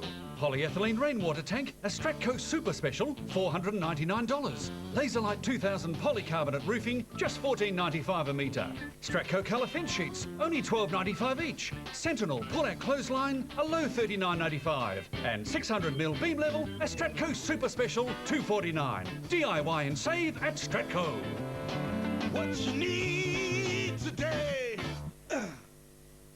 Remember the first time you played with your organ? Oh, yeah! Tuesday, after 30 years, Wayne's back. Rove, 9:30 Tuesday. 10 News with George Danikian. Good evening, welcome to this special halftime bulletin. We'll go back to the football shortly. But first, a 15-year-old boy has been arrested during a rowdy protest in Adelaide against the Prime Minister. Demonstrators have described police action against the teenager as heavy-handed. A noisy demonstration turns nasty. A masked 15-year-old protester tackled by 5 officers as the Prime Ministerial car arrives. Move away now. Move away. Emotions erupt as the boy is cuffed and thrown into a cage car, arrested for disorderly conduct after breaking through a police barrier. The boy was among a group of teenage activists who joined the industrial law reform protest outside the Liberal conference. Police hauled him to the City Watch House, but later released him without charge. I was waving to the crowd. I wasn't attacking anyone. I think maybe the police shouldn't have arrested. I think that it's all right if they take someone aside to talk to them, but to arrest someone I don't think is appropriate. The 15-year-old protest organiser says police were heavy-handed. The police were a bit needlessly aggressive, I think, and they used excessive force on a number of youngsters. Child protection advocates are concerned by the presence of children at potentially dangerous demonstrations. But the group involved in today's action has vowed to continue its campaign. Emily Rice, 10 News. Adelaide police have charged 2 people with murdering their 8-week-old baby. The boy's 19-year-old parents are also accused of assaulting the infant. Police allege the baby died in June from severe head injuries inflicted in the couple's former home at Plimpton. The parents have since moved to Ranella. They're currently in custody and will appear in the Adelaide Magistrates Court on Monday. Fresh hope for jailed South Australian model Michelle Leslie. Her new Indonesian lawyer says he's successfully defended Australians before and her chances are good. Like a blind woman, Michelle Leslie is guided by her best friend Nora Cullen from her cell to meet her new lawyer. We're coming up to 3 steps. Ready? It's an attempt to block the media while her defence team, including Australian lawyer Ross Hill, continues to formulate a strategy. This man is regarded her best chance of freedom. Dr. Bazuki Prawiro Dapura was hired after the strategy of the model's former lawyer seems to have backfired. Only refreshing taste. And it's probably the first time for the day too, Pete, that they've actually been able to work the ball from one end of the ground to the other and actually score a goal. Are they just starting to tire, Adelaide? Good question. Mark Nikoski with the last couple of goals in the game. Here's Perry again. He's getting pretty much his hands are free rein at Sanar for a spearing pass inside 50. Judd got back. Welsh back to McGregor. Looping hand pass out wide, but only as far as Banfield towards the line. Finds it. Goes to Shirley. There's Ben Cousins off the ground. Mark Rashudo also off the ground, and the West Coast fans leaning over the fence, giving it to him. Was on the report. The big story out of this game.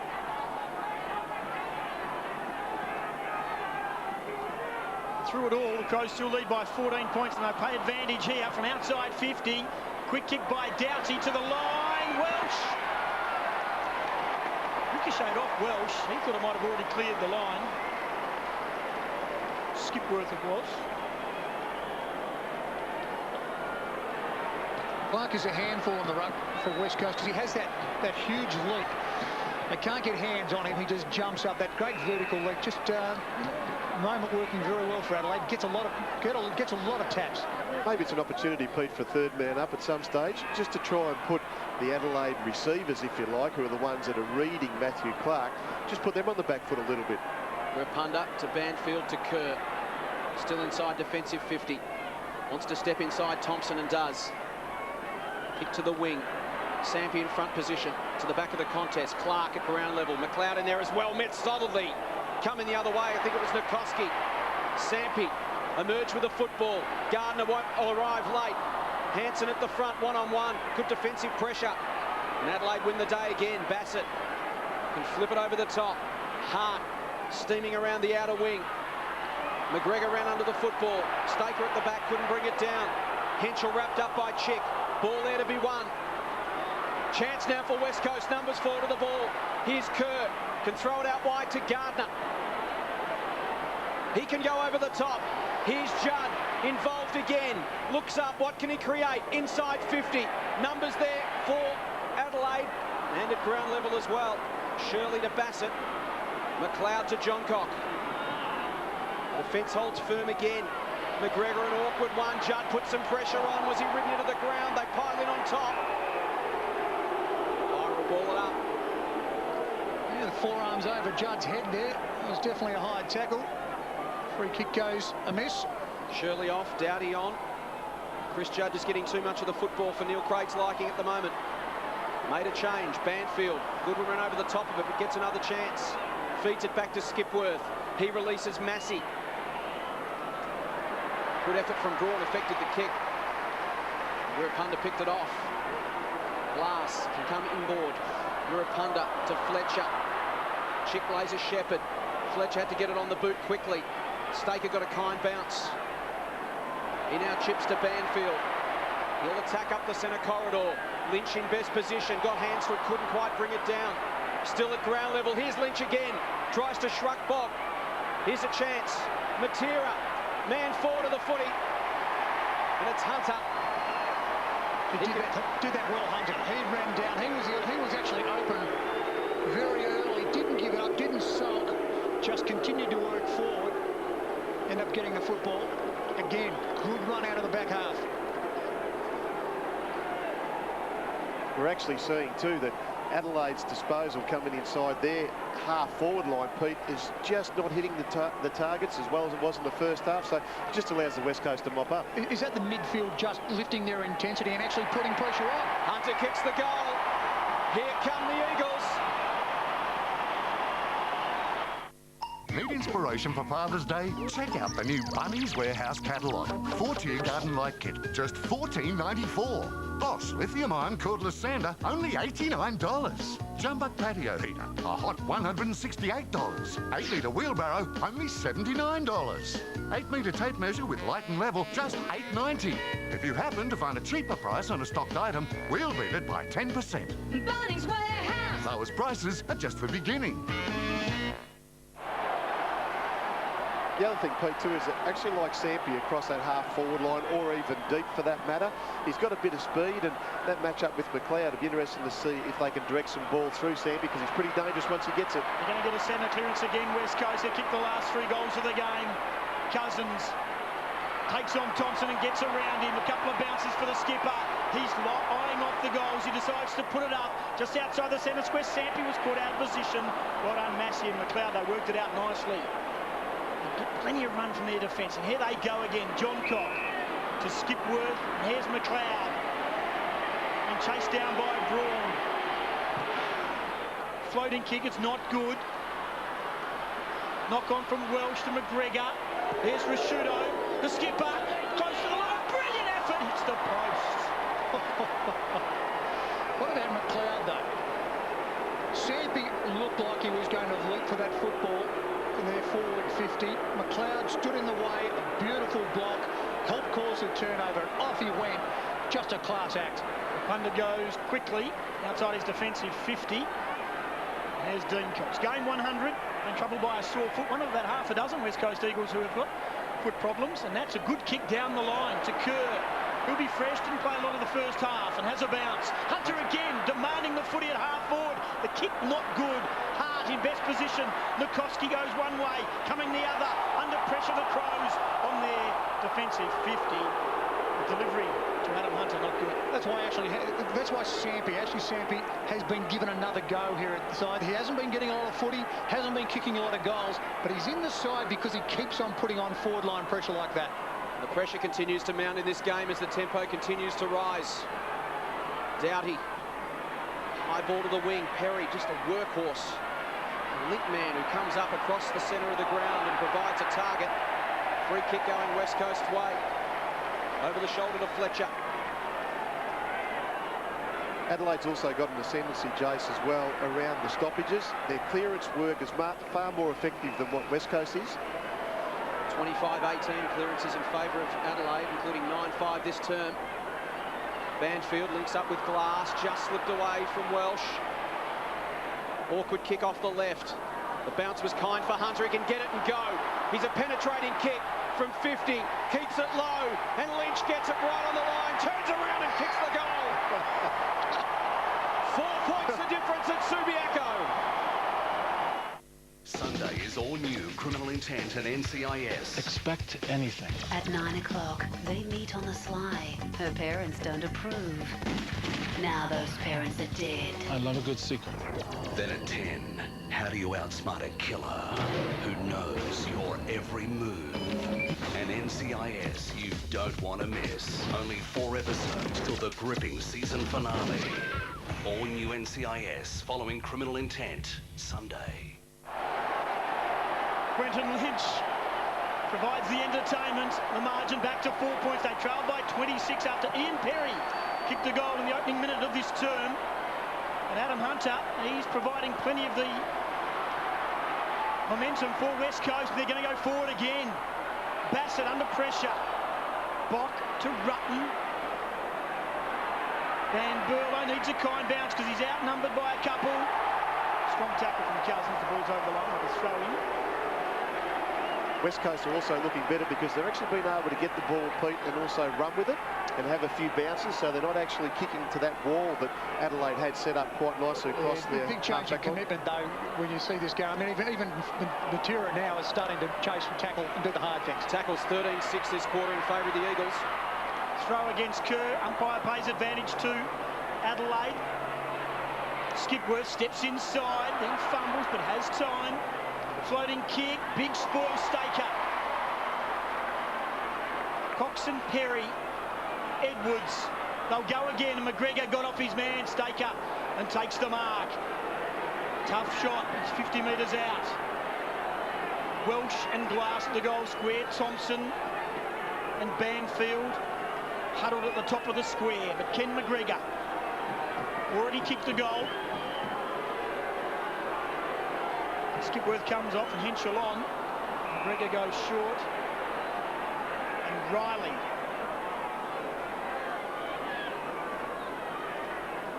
At every game this year, one of 8 Crows to do so.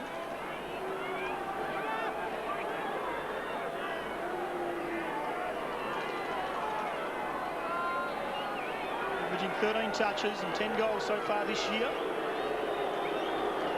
Got a longer run up than Brett Lee.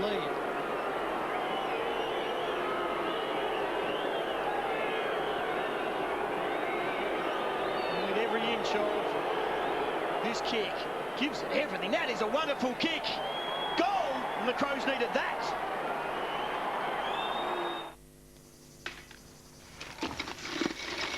Oh, thanks.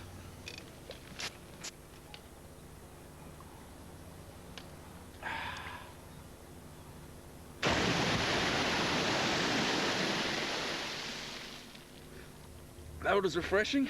Yeah. I think it's a lime.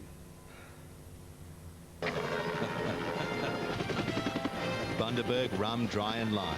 Surprisingly refreshing taste. Classy finish from Brent Riley, who was Adelaide's #1 pick back in 2001. Shrewd recruiting there. Cox got the tap, and he'll get a free kick as well. Henchel's gone down into West Coast forward 50 to be a loose. Cox now to Banfield. And the Eagles respond. Tumbles one inside 50. Nikoski went the punch. Adelaide defence may have just lost it in the sun there. Beautifully poised at the 23.5-minute mark of the 3rd term. The Crows by 10 points. Set for a grandstand finish to this minor premiership. Cox and Clark. Riley gave it up. Judd tries to emerge through traffic. Matera from an impossible angle. Under 3.5 remaining until the final change. John Cock. Oh, just, that's out. Bounder umpire from his angle, didn't see it. That was out. Henschel to Riley. Where we sit here at Subiaco is right down that line. And Riley has it at defensive 50. Adelaide get one their way, which I guess given Brent Staker's opening goal of the game probably makes it 1-1 in a way. Here's Bock at half back. Adelaide fans will be saying, yeah, but we didn't get a goal out of ours. That's probably a fair point too. Off to Edwards. Again, they're patient. Playing a huddle on centre wing. The Adelaide Crows drawing the West Coast players in close. Now pushes back about 20 metres, as you can see. There's the huddle, which now gives Adelaide the opportunity to scatter. That's just what they do, and they stay in that huddle for Doughty. They're all in a straight line now. Just one after the other, just jumping out of that pack, lead after lead. And they just wait for an open man. Bassett, he can now go short. There it is again. It's a Goodwin coming up at him. Very patient football from the Crows. Goodwin toys with the idea of a switch to Prosciutto for a moment, toys with it again, as he realises the options are getting shut down. West Coast are ringing that huddle now, so whoever breaks gets covered by an outrider. Gary, you want to just talk us through that? Yeah, well, the thing that Adelaide are doing is they're just actually working the ball and just gaining some yardage. And, of course, every time they do huddle, then someone breaks and they just honour the lead and they're just inching themselves further up the ground, Jace. Hopefully that's explained it well. So rather than standing shoulder to shoulder, you just zone off a little bit and you just take the man that runs in your direction. You do, that's right, rather than just trailing that guy in behind. Van Berlo to McLeod. McGregor tries to get it back to Perry. He can dish it back to Thompson, goes himself, twists and turns, Perry on the left. Kicks the goal. Now's the time to buy for Father's Day at Harvey Norman. Spend $500 or more and buy a no deposit with no repayments and no interest for 18 months. He'll love this Zen 20 gig MP3 player, also available in white, just $399. Everjaw 4-burner barbecue stainless steel hood, a beauty at $699. Super sharp Philips 26-inch widescreen LCD TV, $1999. Great no deposit with no repayments, interest-free terms and great prizes. This Father's Day, go Harvey Norman. Go Harvey Norman, go!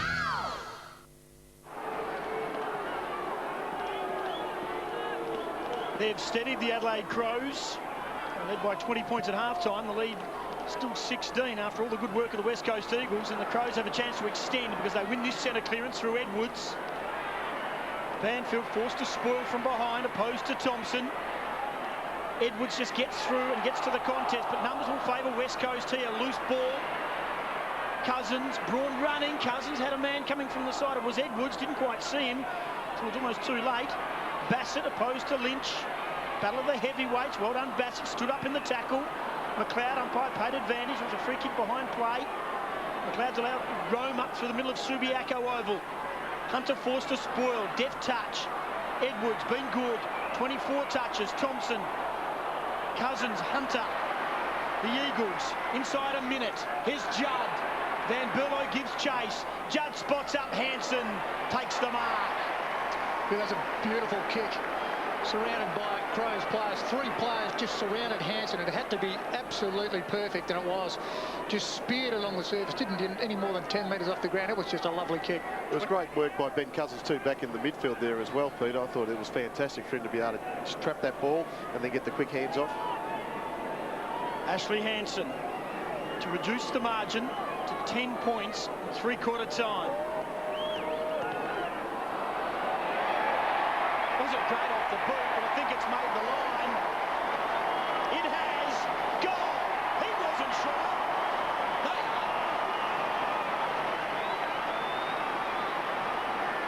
Well, if Brett Riley was Brett Lee, then Ashley Hansen was Terry Alderman. I tell you what, he can go and brag at training next week. That ball's gone a good solid 35 metres. Doesn't have to be pretty, but as long as it's effective, Pete. Did a bit in the air, this one, didn't it? From left to right, swung late. And again, it just sets the stage. Oh, he had enough gore just to even salute it. 10 points the margin. 5 seconds remaining.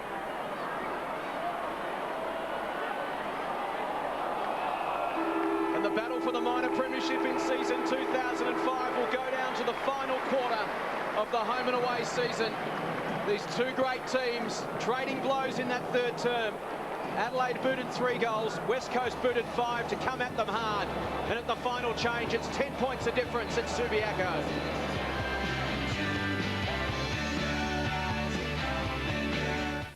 Australian Idol's making Sundays rock. Wow! Keep doing that and you'll win. 7:30 Sunday. Idols are guaranteed here when our final 10 put on a do-or-die performance. You'll be doing handstands at the amount of talent we have in store. Then 7:30 Monday, G and James go live to deliver your verdict. 2 out of these singers will make it to our top 12. Choosing Australia's next superstar is up to you. Australian Idol 7:30 Sunday continues Monday. Now's a great time to run into your local bottle shop BWS because you'll find big savings. Like VB Stubby Saw cans, $31.89, save $4.10. Penfolds Rawson's Retreat range, buy 3 for $25 and get a bonus bottle. Or Black Douglas Scotch Whisky, $25.99 and get 2 bonus Cascade Stubbies. Hurry into BWS. I said BWS, Beer, Wine and Spirits, your local bottle shop. Okay, so you shave in the morning, you go to work, you go to lunch, you go to the gym. You look smooth all day, and just when you're about to go out, you have to shave again. Not anymore. The new chic Quattro Midnight with advanced blade technology of chromium-coated blades and a night black handle. For an incredibly close shave that'll keep you smooth from morning to night. New chic Quattro Midnight. No other razor shaves closer or smoother. There are 17 good reasons for shopping at Truscott's. 17 months with no deposit, no repayments, no interest terms. That's 17 good reasons for buying an Acer 81cm LCD TV for only $21.95. 17 reasons for buying a JVC 76cm TV with DVD and cabinet at $300 off. And 17 reasons for buying a Pioneer 600-watt home theatre package for only $6.99. Truscott's can give you 17 good reasons for buying now. 17 months with no deposit, no repayments, no interest terms. Truscott's. It's sexy sofa and delicious dining month at Casual Living. And to whet your appetite all this month, you'll save up to 20% on our tasty dining range. Think living, think Casual Living. Keswick, Marion and Enfield.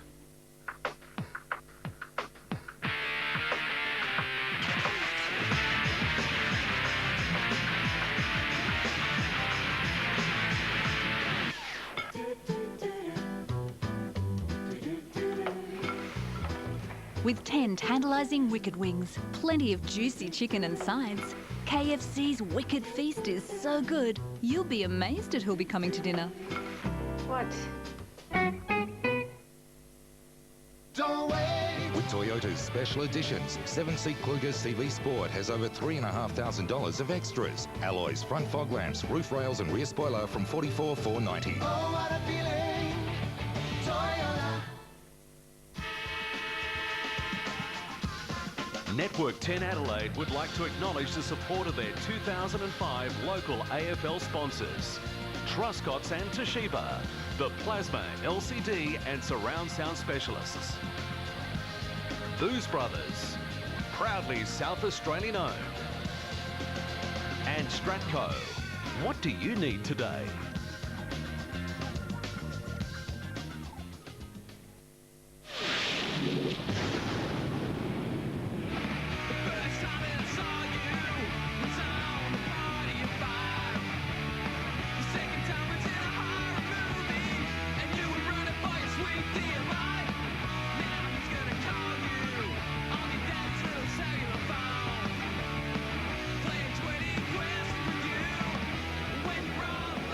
Three-quarter time in the race for the minor premiership.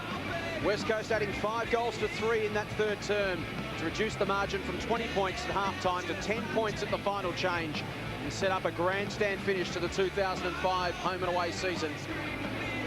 Let's take a look at the numbers. Disposals very even, and the inside 50s in that term evening up as well. West Coast 14-9, the inside 50s for the quarter. Judd with 9 possessions, Hunter and Kerr 8 apiece. Cousins with 7, while Edwards and McLeod had 8 apiece in that quarter for Adelaide. There's Ashley Sampi with John Worsfold, and the stage is set, gentlemen, for a cracking finish. Interesting. Edwards was actually running with Judd, so still getting plenty of the football, but Judd really was penetrating. Hunter, interestingly, getting a fair few possessions from the back half, but on the flip side, McLeod in the back half for Adelaide doing exactly the same thing. It's almost like a carbon copy, these two sides. Let's head boundary side. Here's Tiffany Cherry. Well, there's no major injury concerns, obviously, except for Selwood, but the good news for for the West Coast Eagles is that he hasn't gone to hospital as yet. He's sitting on the bench at the moment, but looking pretty sore with his right cheekbone. No other problems for either side. Thanks, Tiff. 30 minutes of football or thereabouts to decide the minor premiership. The big prize on offer, a Saturday night home final next week, guaranteed to the winner. And John Morsfield showing a lot of faith in young Seaby, who'll start in the middle. Cox on the bench.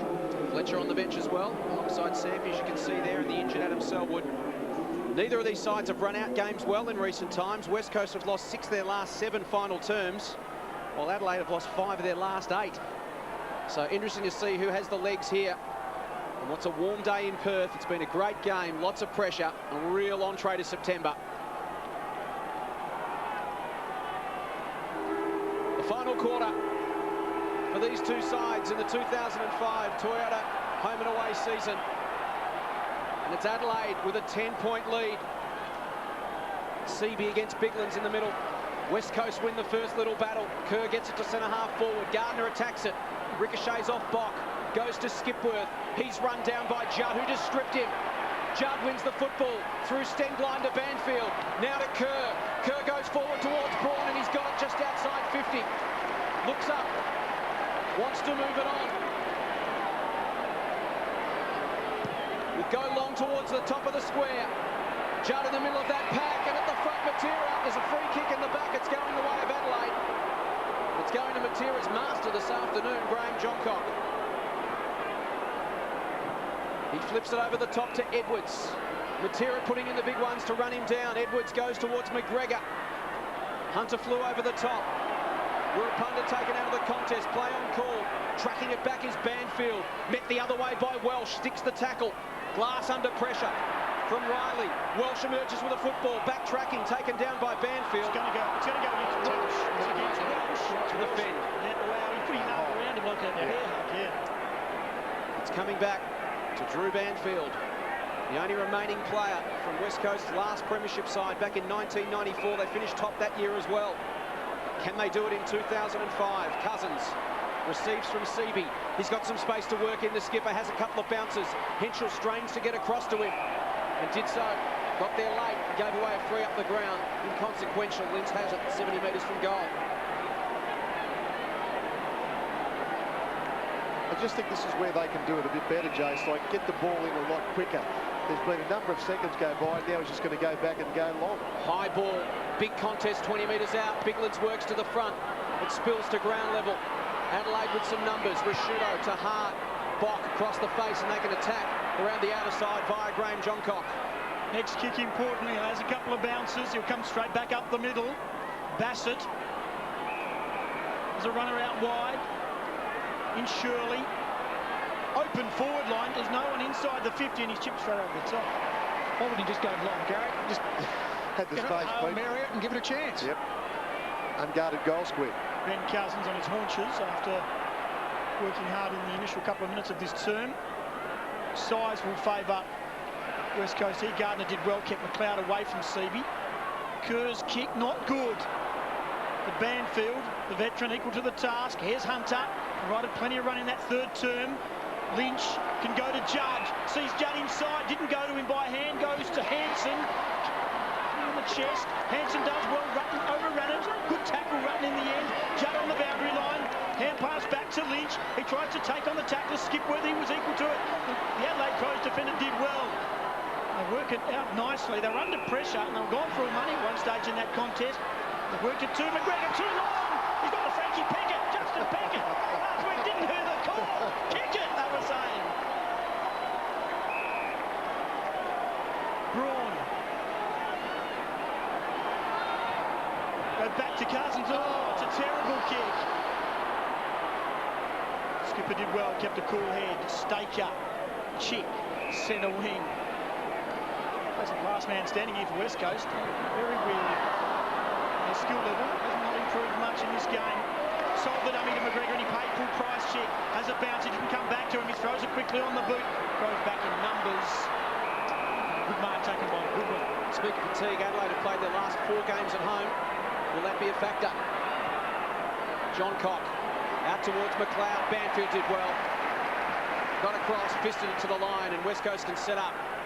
on the far side. Here's Tiffany Cherry, boundary side. You can see Ben Cousins there. He just got a slight corky to his right leg. The physio's been running out to him, keeps shooing him away. Also, we're a punter, a little bit question mark over him with his left hamstring. He's still on at the moment. And the Crows have got probably a 2-goal advantage at the moment with the win. Kerr taken down, stood up in the tackle as it turned out. Yeah, Ben Cousins just a little proppy after Henschel took him down late, just landed awkwardly. And Brent Staker's got a bout of the cramp and he's trying to get off McGregor. He needs some trainers to get out to him. And John Worsfold has actually been playing Ashley Hanson deep out of the goal square for the start of this quarter, so Gardner's across half forward. Banfield got in the way again. Edwards tried to slap it out, but it went straight to Cousins. He looks to release Braun. He can work it backward to Embley. From the middle of the ground, goes towards Gardner. And he takes the mark, the big man, 70 metres from goal. Daniel Chick tried to play on, but it's a mark. I don't know how many times we see that every year. I guess they figure they'll try it, and if it works, it works. Bend the rules in your favour, Jace. Snapped him that time. Forced the mistake. So here's Gardner to set up. That's what he's got in front of him. Again, Adelaide with numbers back. Chick will get his chance. There's some space there. You can see the lead into at the top of the goal square. Adelaide have got numbers zoned back. So Chick will kick it high and long. It's swinging to the advantage of Seavey. Just cleared him. At the back is Judd. Release the hands to Kerr. Twisting and turning. Run down by Edwards. It's still alive for West Coast. Nikoski pumps it back to Banfield. The veteran to the top of the square. Here's Phil. Bouncing ball gathered by Henschel. And Adelaide stand tall again. Remarkable under pressure. The #1 defence in the competition this year, and they just do not panic despite the odds. Despite the difficulty of the situation that seems to be confronting them, they just stick to their task, and Riley has it at half-back. He can bring it inboard to Hart. Hart now works it forward to Perry, centre half-back. Perry's kick towards McGregor. He takes the mark. There's no one inside 50 for McGregor. But he has got some players on the far side. Heads in that direction. Kerr closing. Gives away a free kick to Van Berlo. A somewhat professional one, really, though. Just held it up. Nathan Van Berlo. Youngster originally from West Perth. Playing in game number 10 this afternoon. And what a game to be playing in. Van Berlo inside 50. Turns it over to Wembley. And now West Coast a chance to counterpunch as the ball works its way to Judd. He can go over the top to Nikoski. They've got the loose man if Nikoski can release the hands. He can't. Gee, that was an important tackle from Goodwin. If you look beyond the TV screen, West Coast were away down the line. He was very lucky he didn't give away the free kick. Nikoski tried to shepherd off there. He could have got that football out. Big tackle from Simon Goodwin. Seavey.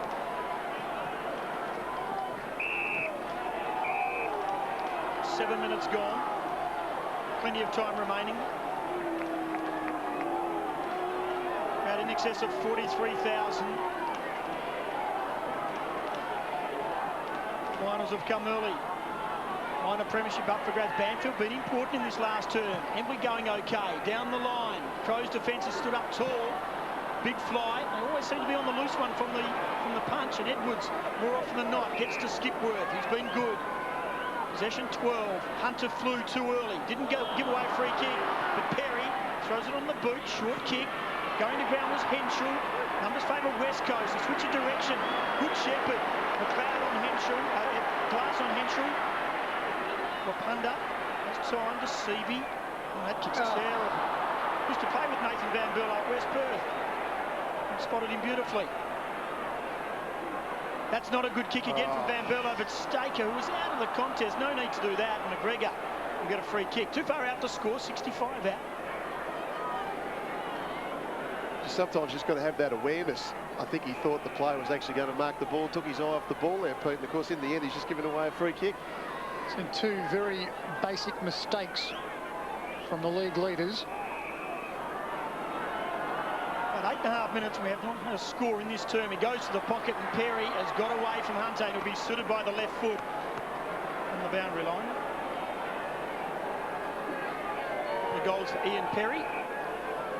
If you make those little silly mistakes, I guess you could lose the lead of the league, couldn't you? The Crows given an opportunity from basic mistakes.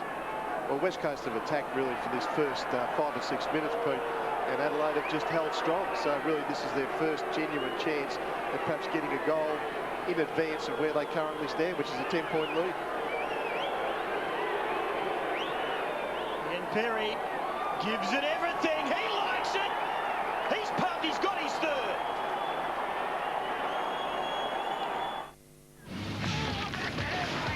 Introducing the 4-litre V6 Toyota Hilux 4x2 SR5 with 175 kilowatts of power and more space. It's the biggest, most powerful Hilux ever. And with ABS, power steering, dual airbags and MP3 compatible CD player, you'll experience more comfort and safety. Get in or get out of the way. Argent back out to 16 points. The first goal of the final term coming at the 9.5-minute mark. It's hard work. And West Coast find 3 goals. They trail by 16 points as we hit the 10-minute mark of the final term. Cloud just rolling in. Beautiful day. The cloud will just take the edge off that sun a little bit, which will help both sides, no doubt. It's been a very tough game. Both sides working in both directions extremely hard. A lot of hard running. Seaby got the tap. Down to Cousins. It was clean. West Coast needs some good stoppages like that going forward. Bosch got into Hanson's back and gave away a free kick. That's the benefit of getting clean stoppages. You can get the ball to a one-on-one contest. Your forwards in front. There's a chance to mark or win a free. We've seen it time and again. And it's also about being able to take the advantage from a good clearance. And of course, once again, the kicks weighted actually to Hanson, but there was a hand in the back from Nathan Bock. And really, Ashley's last shot on goal was very, very good. West Coast Eagles will be hoping for the same. We saw Perry take his chances a couple of minutes ago. Can Hanson do the same here from outside 50? It's dropping short to the square. Big fly over the top. And it's Kerr at the front. Bicklands came storming in. Kerr held his ground. The ball was stopped down the air there. Kerr just read that beautifully. Came in from the side. Man in front. Did a good mark for a little man. Wastes no time. Margin 10 points at Subi.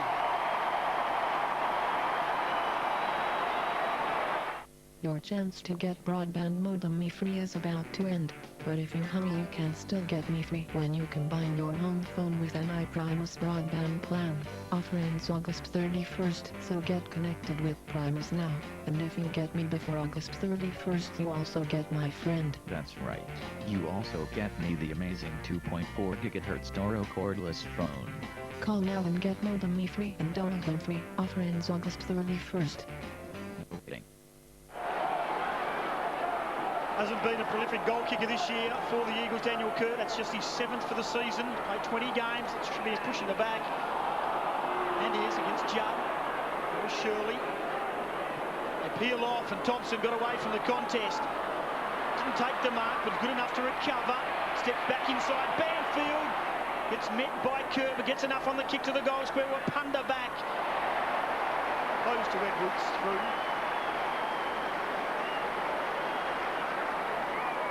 How have you seen that duel today, Pete? Because you've had Tyson Edwards has had 27 disposals and Wapunda's had 26. Edwards has gone up the ground a fair bit. Hasn't been with Wapunda all day, but both players have been very good for their respective sides. Still deep in their defence, West Coast. 11 points to margin. Told to play on. Ordinary kick. Clark marks. It's his 2nd mark. It's his 3rd game for the year. Played round 1 and last week. And a go with Ben Hudson's season-ending knee injury.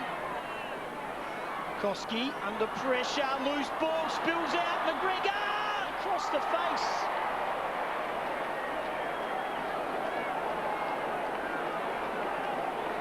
Lack of talk from the West Coast players. Adelaide just continue to put that relentless pressure on. Unlucky not to get on the board there.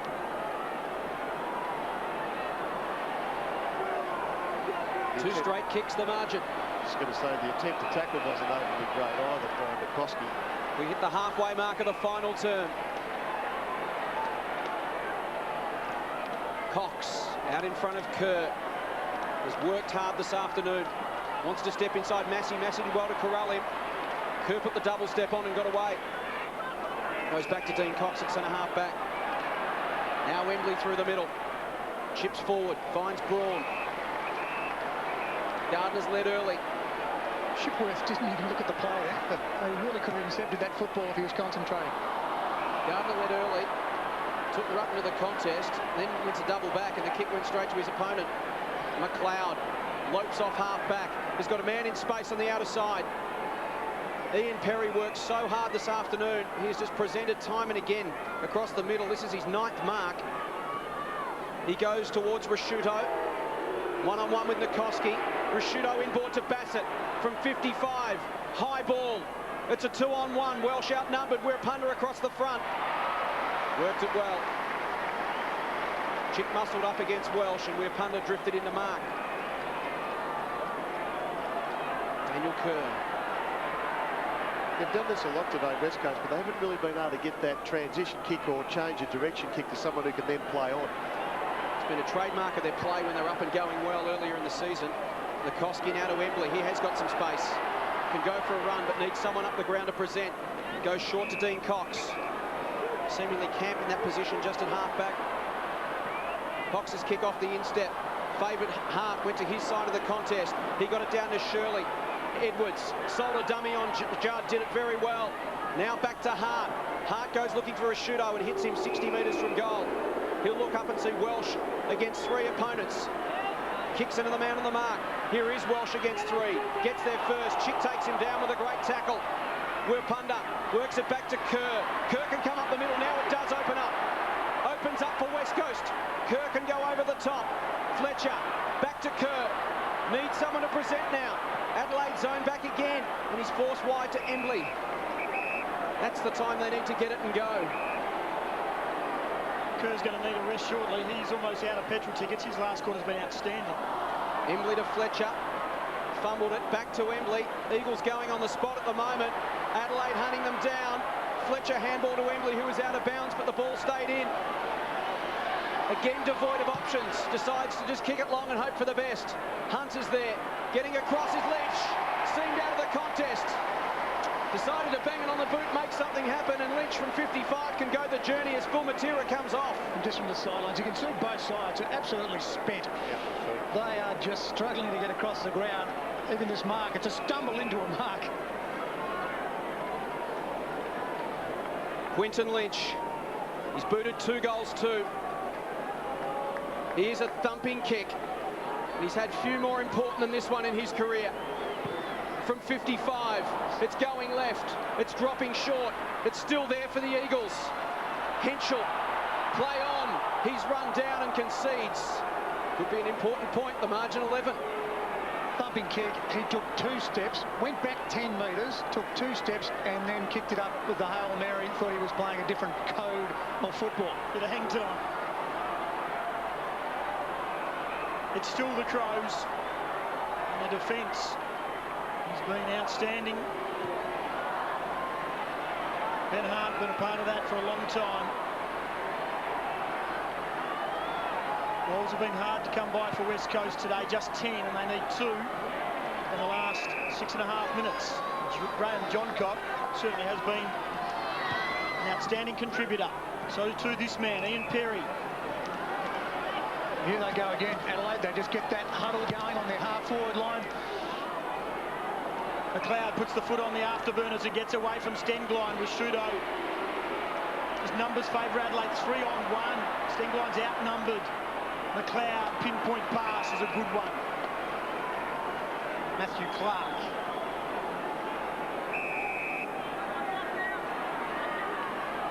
It's interesting. This always intrigues me, where if you're a defender, they make you get it on quickly. He's allowed to walk off his mark, go time on. Take as long as you like when you're having a shot for goal. Clock is running down nicely for Adelaide. It's the 4th kick for Matthew Clark. Inside 6 minutes. Always short, always narrow. But again, the margin out to 2 goals. So a couple of goals and another scoring shot for West Coast if they're to win this game.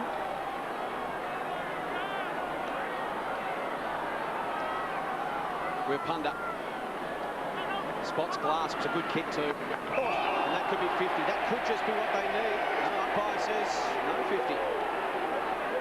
Well, I can't fathom that one. Yeah, they've made a couple of mistakes. I mean, once again, but Clark's, there we go, bang. He's marked it. Clark wasn't even in the contest. That's 50. Any day of the week. We'll move on as Wirrpunda goes back towards Banfield. He'll go over the top. This is where they need someone to take a risk, run a line. Wirrpunda, Embley, can they find someone with a run in their legs? Again, they're corralled this halfback flank, and that's where it stops. Embley decides he's going to be the man with a gut-busting run to take it on. The crowd will him on. Shirley's going to run him down. Great play, Andrew Embley. Great courage to keep running hard when he's out on his feet. And another chance for Lynch. That's what it takes late in a game. It's a different form of courage. And let's see if he learns from his mistake, Gary, from his last kick. Will he go back now and get his run up right? Instead of the two-step, the Hail Mary, let's see how he goes. Doesn't waste any time. This to reduce the margin to a goal. We're into time on in the final term, and Andrew Embley, that was courageous. Lynch from outside 50. Again, it's swinging left. Again, it'll drop short. It was there for Sampi, just eluded his grasp. And again, they're within 2 straight kicks. Andrew Embley, first game, many a week, 21 possessions. The goal. But it's still the Crows in the driver's seat. A Saturday night final in their grasp. West Coast back here next Friday night, unless something radical happens in these final 4 minutes of play. Can't keep it in, Daniel Chick. It's right on centre wing, interchange area. Simon Goodwin just goes for the percentages then. There was nothing that was on, so he's just driven the ball long. So why wouldn't you when there's only, what, 4 minutes to go in the game? Similar scenario to last week. The Dockers out of the contest against St Kilda at this stage. And then they got a couple of good decisions. There's another one. Cross the path. Cousins is on. Seavey's on down the line. That's where Judd goes. Now Chick could run on. He should loop it over with a hand pass. But waits for him. Daniel Chick from 50. Make a hero of this. Doesn't strike it well. That's a couple of flower bag punts now. Ball comes to Sampi. Slightly overruns it. John Cock. Loose ball in the goal square. Henschel took on the tackler. Goes to ground. Hanson over the footy. Ball is in there. Play on. It comes to Fletcher. Not suited by the right boot. He snaps. He misses. I think Daniel Chick actually changed his mind halfway through that because he was looking for the overlap handball and then he just whacked it on his boot. West Coast pressing. Just can't quite put it together. They've got 3 minutes to do so. They need 2 goals. John Cock. Bassett. Adelaide looking for the killer punch. Haven't thrown many in the last quarter. Haven't had to. Edwards. Rashudo works off his man. Gets there first. 75 metres out. Dowdy leads now to the pocket. Rashudo heads in that direction. Dowdy, Chick. Dowdy couldn't quite hang on. Chance now for West Coast. Again, they need a runner. Someone to work hard. It's Wirrpunda. Cousins is forward to the ball. Here's a chance for the Eagles. 2.5 remaining. Cousins goes wide. Henschel did well. Attack the football, shut it down. Inboard, Judd stretches, can't quite get there, just gives away a free kick.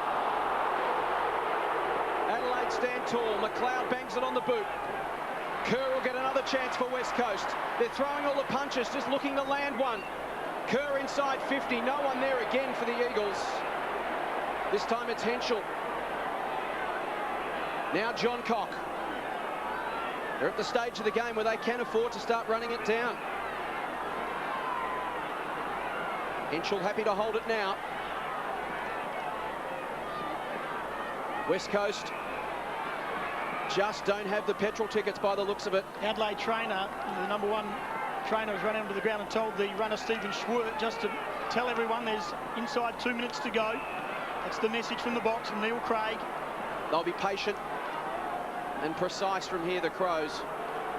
McLeod will go backwards. West Coast have got to press up and force a contest, but they're just struggling to find the run in the legs to do so. As I mentioned, Adelaide have played their last 4 games at home, finished exhausted, but maybe just a little less than West Coast.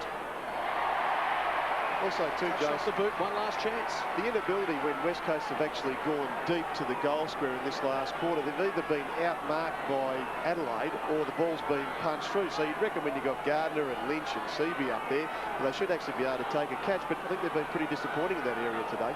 10-point lead to the Crows. No time to waste for West Coast. Kerr, strong tackle. There's Judd around the corner. Fletcher marks. Ticking down to a minute. I wonder if he knows there's only a minute to go. He probably would have heard the Adelaide Crows running because he didn't miss anyone. He told every single man on the ground. Only played 24.5 minutes. It has been a short quarter just because of the lack of goals. Adelaide have kicked one and West Coast have kicked one. Goal here. And then the centre break will be interesting. Fletcher, let's fly. The umpire says it's a behind. Biglands took the mark. The Crows will win the game and they'll head back tomorrow to prepare for a Saturday night final. West Coast, Friday night here at Subiaco Oval. Will the Crows be the new premiership favourites? I'd say they have to be. Well, when the side comes over and wins at Subiaco Oval, and under the workmanlike performance we've seen tonight, you'd have to say they do go to number one, and they also win the minor premiership. And the big story will come out of it, of course, will be Mark Rasciuto and his date with destiny with the match review panel on the line. Here's Fletcher, let's fly again across the face. And they're going point by point, but it won't be enough.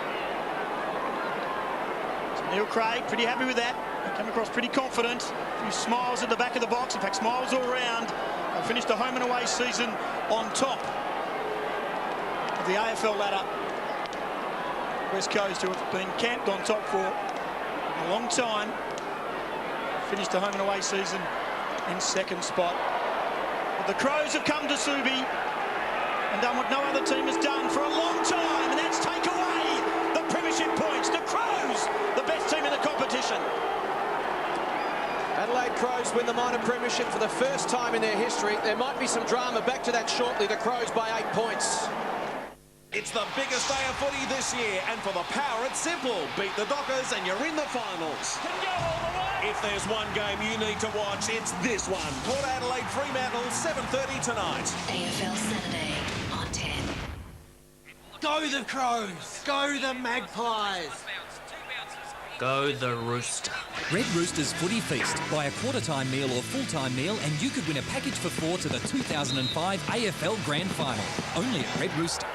This is where I am today because of what I've done by myself and with the help of good people. Turn your passion into profit. 0 to $1 million in 5 years. Build it up. That's an investment. Fred TV, 8 a.m. Sundays on Network 10.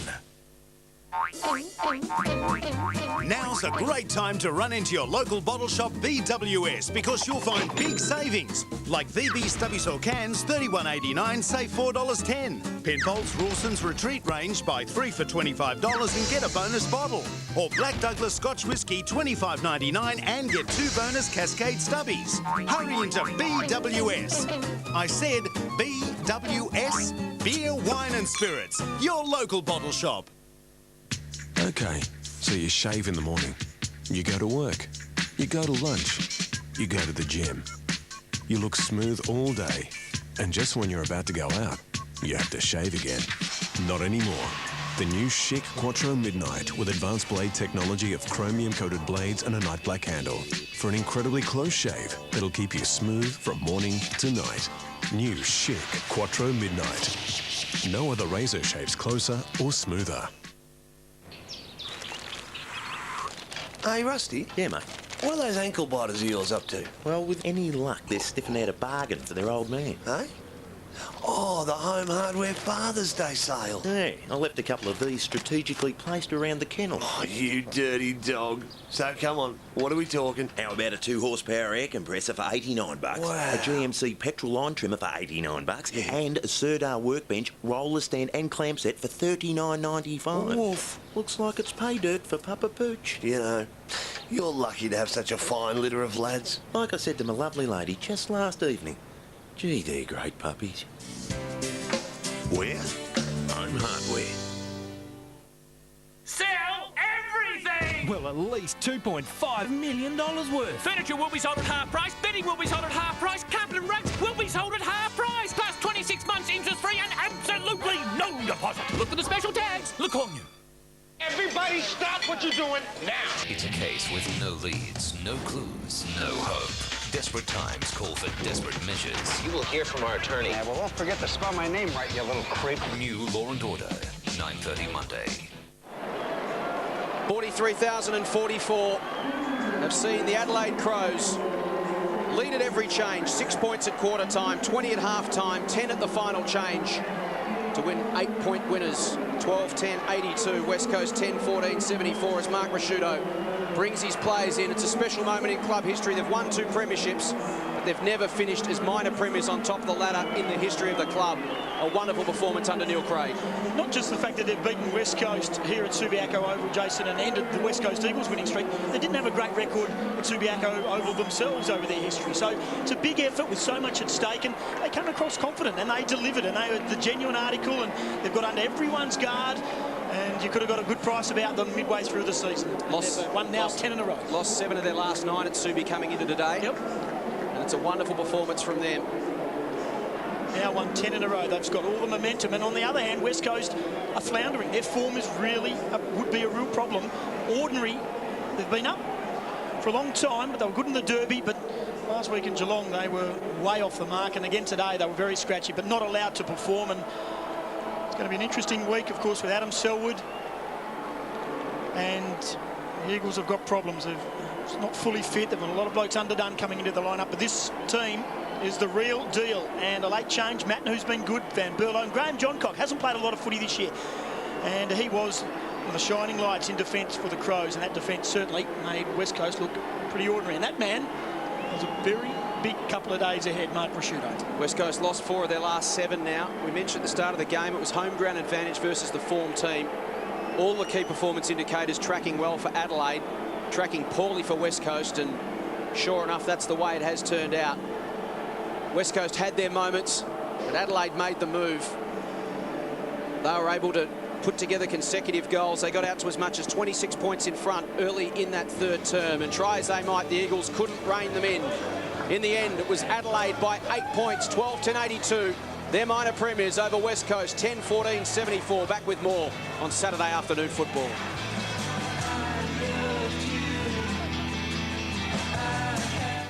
I bow down before the superiority of the opposite sex, but from time to time, I believe they should bow down before me. You are pilots of the Navy. I expect nothing less than perfection. Allow me to introduce the future of digital warfare. It flies all by himself. We have things those computers can never have, like instincts and feelings. That strike has rewired him. He's gone rogue. I'm taking fire. Must engage. Situation is critical. I know you're out here. Stone, September 8. Now's a great time to run into your local bottle shop BWS because you'll find big savings. Like VB Stubby Saw cans, $31.89, save $4.10. Penfolds Rawson's Retreat range, buy 3 for $25 and get a bonus bottle. Or Black Douglas Scotch Whisky, $25.99 and get 2 bonus Cascade Stubbies. Hurry into BWS. I said BWS, Beer, Wine and Spirits, your local bottle shop. Okay, so you shave in the morning, you go to work, you go to lunch, you go to the gym. You look smooth all day, and just when you're about to go out, you have to shave again. Not anymore. The new chic Quattro Midnight with advanced blade technology of chromium-coated blades and a night black handle for an incredibly close shave that'll keep you smooth from morning to night. New chic Quattro Midnight. No other razor shaves closer or smoother.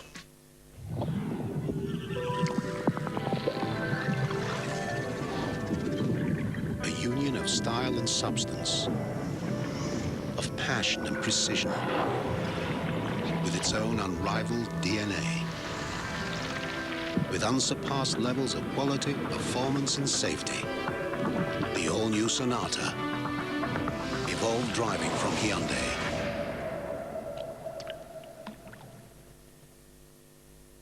Hey! Hello, Fossum. The Natural Confectionery Company jellies. You know what's in these? No artificial colours, no artificial flavours, 99% fat-free. Don't shot the dinosaur, Daddy! The Natural Confectionery Company. No artificial colours, no artificial flavours, 99% fat-free. Drop it! Here you go. Oh, thank you. Just when I need it. That is good. Yeah. You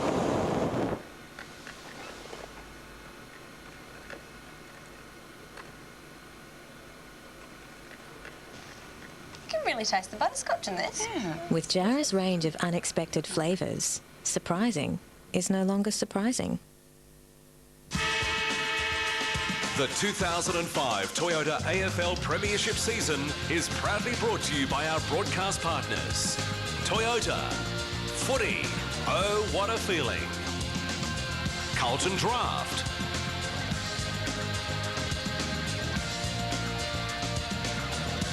Harvey Norman.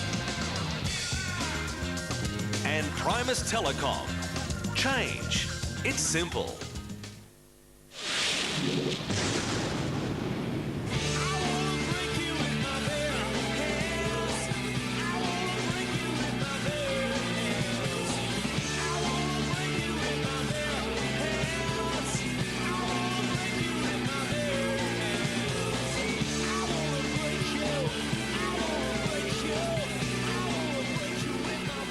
Full time at Subiaco, and the Adelaide Crows are minor premiers for the first time in club history. They led at every change by 6 points, 20 points, 10 points and 8 points. It was a defensive struggle. We expected that to be the case. Both sides worked exceptionally hard. The toll that'll take, well, only time will tell in the next couple of weeks. Adelaide guaranteed a home final next Saturday night at Amy Stadium. The West Coast Eagles will play their home final next Friday night here at Subiaco. So a 6-day break for them, a 7-day break for the Adelaide Crows. Jason Bennett alongside dual West Coast Premiership player Peter Wilson. Great result for the Adelaide Crows. As we head down to the Adelaide rooms, one of the veterans of both their premierships is on his way to a third. We'll find out. Here's Tyson Edwards with Tiffany Cherry. Well, Tyson, you're a member of two premiership sides. Comparing those sides to this one, could you think of a better lead up to the finals? Oh, no way. You know, it was it's a hard task coming over here and you know, playing a top side like West Coast, and you know, we're just wrapped to you know, come and keep playing the style of footy that we wanted to against a really good side when the pressure was on. So, no, we're wrapped with that. We saw the players reduced to almost walking near the end of that game. That extra day that you get now, even a day and a little bit, is so vitally important leading into the final. Yeah, I hope so.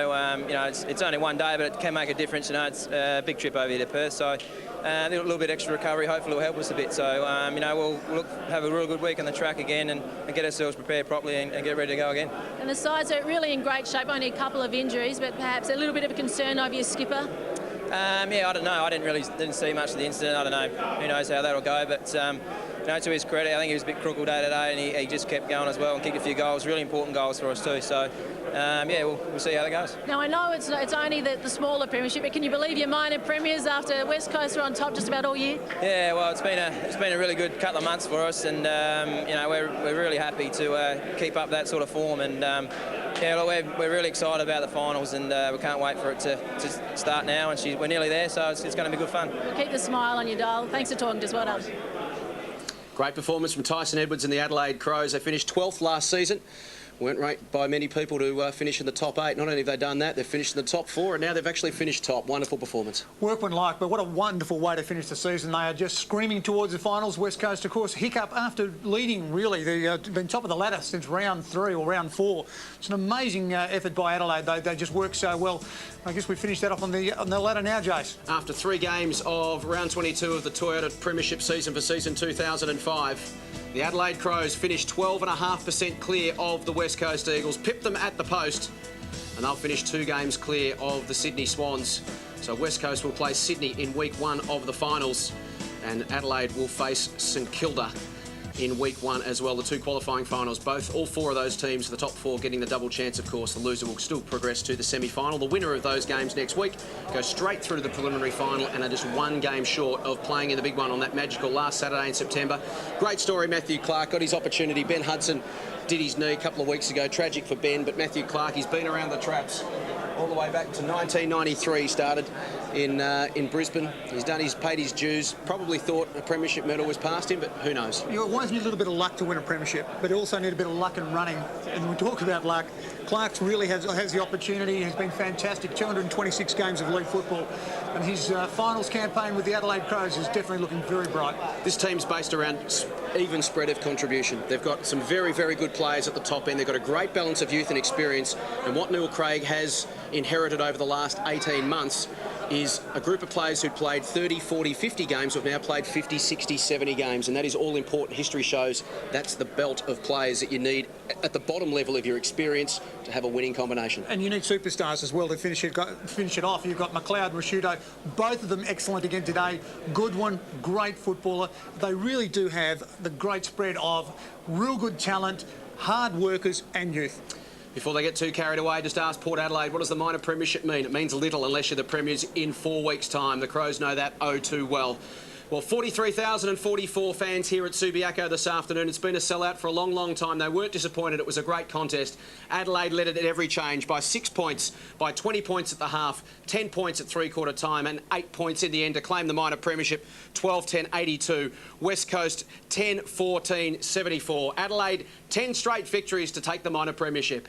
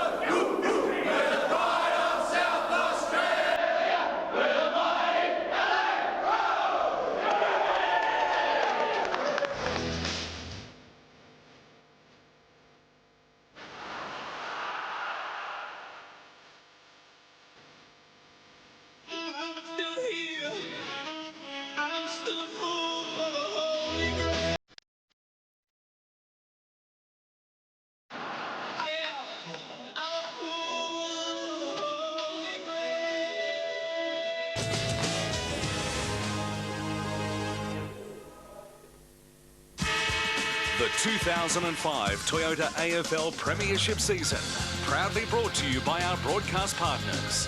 Toyota, footy, oh what a feeling. Bundaberg Rum, we live for the footy. New Chiquatro Midnight, no razor shaves closer or smoother. Bunnings Warehouse, where lowest prices are just the beginning. And Red Rooster, the real roast taste.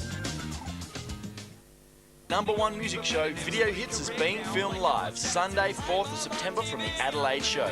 Come down and join me and my special guests, Kyle Sandler, Tamara and Big Kid, plus a few surprises. There'll be heaps of giveaways, so come down and be part of live TV in the making. See you there. Sunday is all new must-see TV, only on 10. At 6:30, Jamie Oliver's got some sweet eye candy on The Naked Chef. 7 o'clock, catch Dukes of Hazzard's Jessica Simpson in all new Newlyweds. 7:30, it's Do or Die when Idol's last semi-finalists take the stage. 9 o'clock, it's all new thrills with Criminal Intent, followed by a gripping countdown to the NCIS finale. Sunday is must-see TV, only on 10. The only place you'll see live coverage of the AFL Finals is on 10. In a season where anything could happen, it's good to know that one thing is constant. The AFL Finals live on 10. It was very much history in the making today. Who said it's not intense in the lead-up to the finals? What a sensational game of football. The home of all the AFL Finals, Channel 10. Seriously.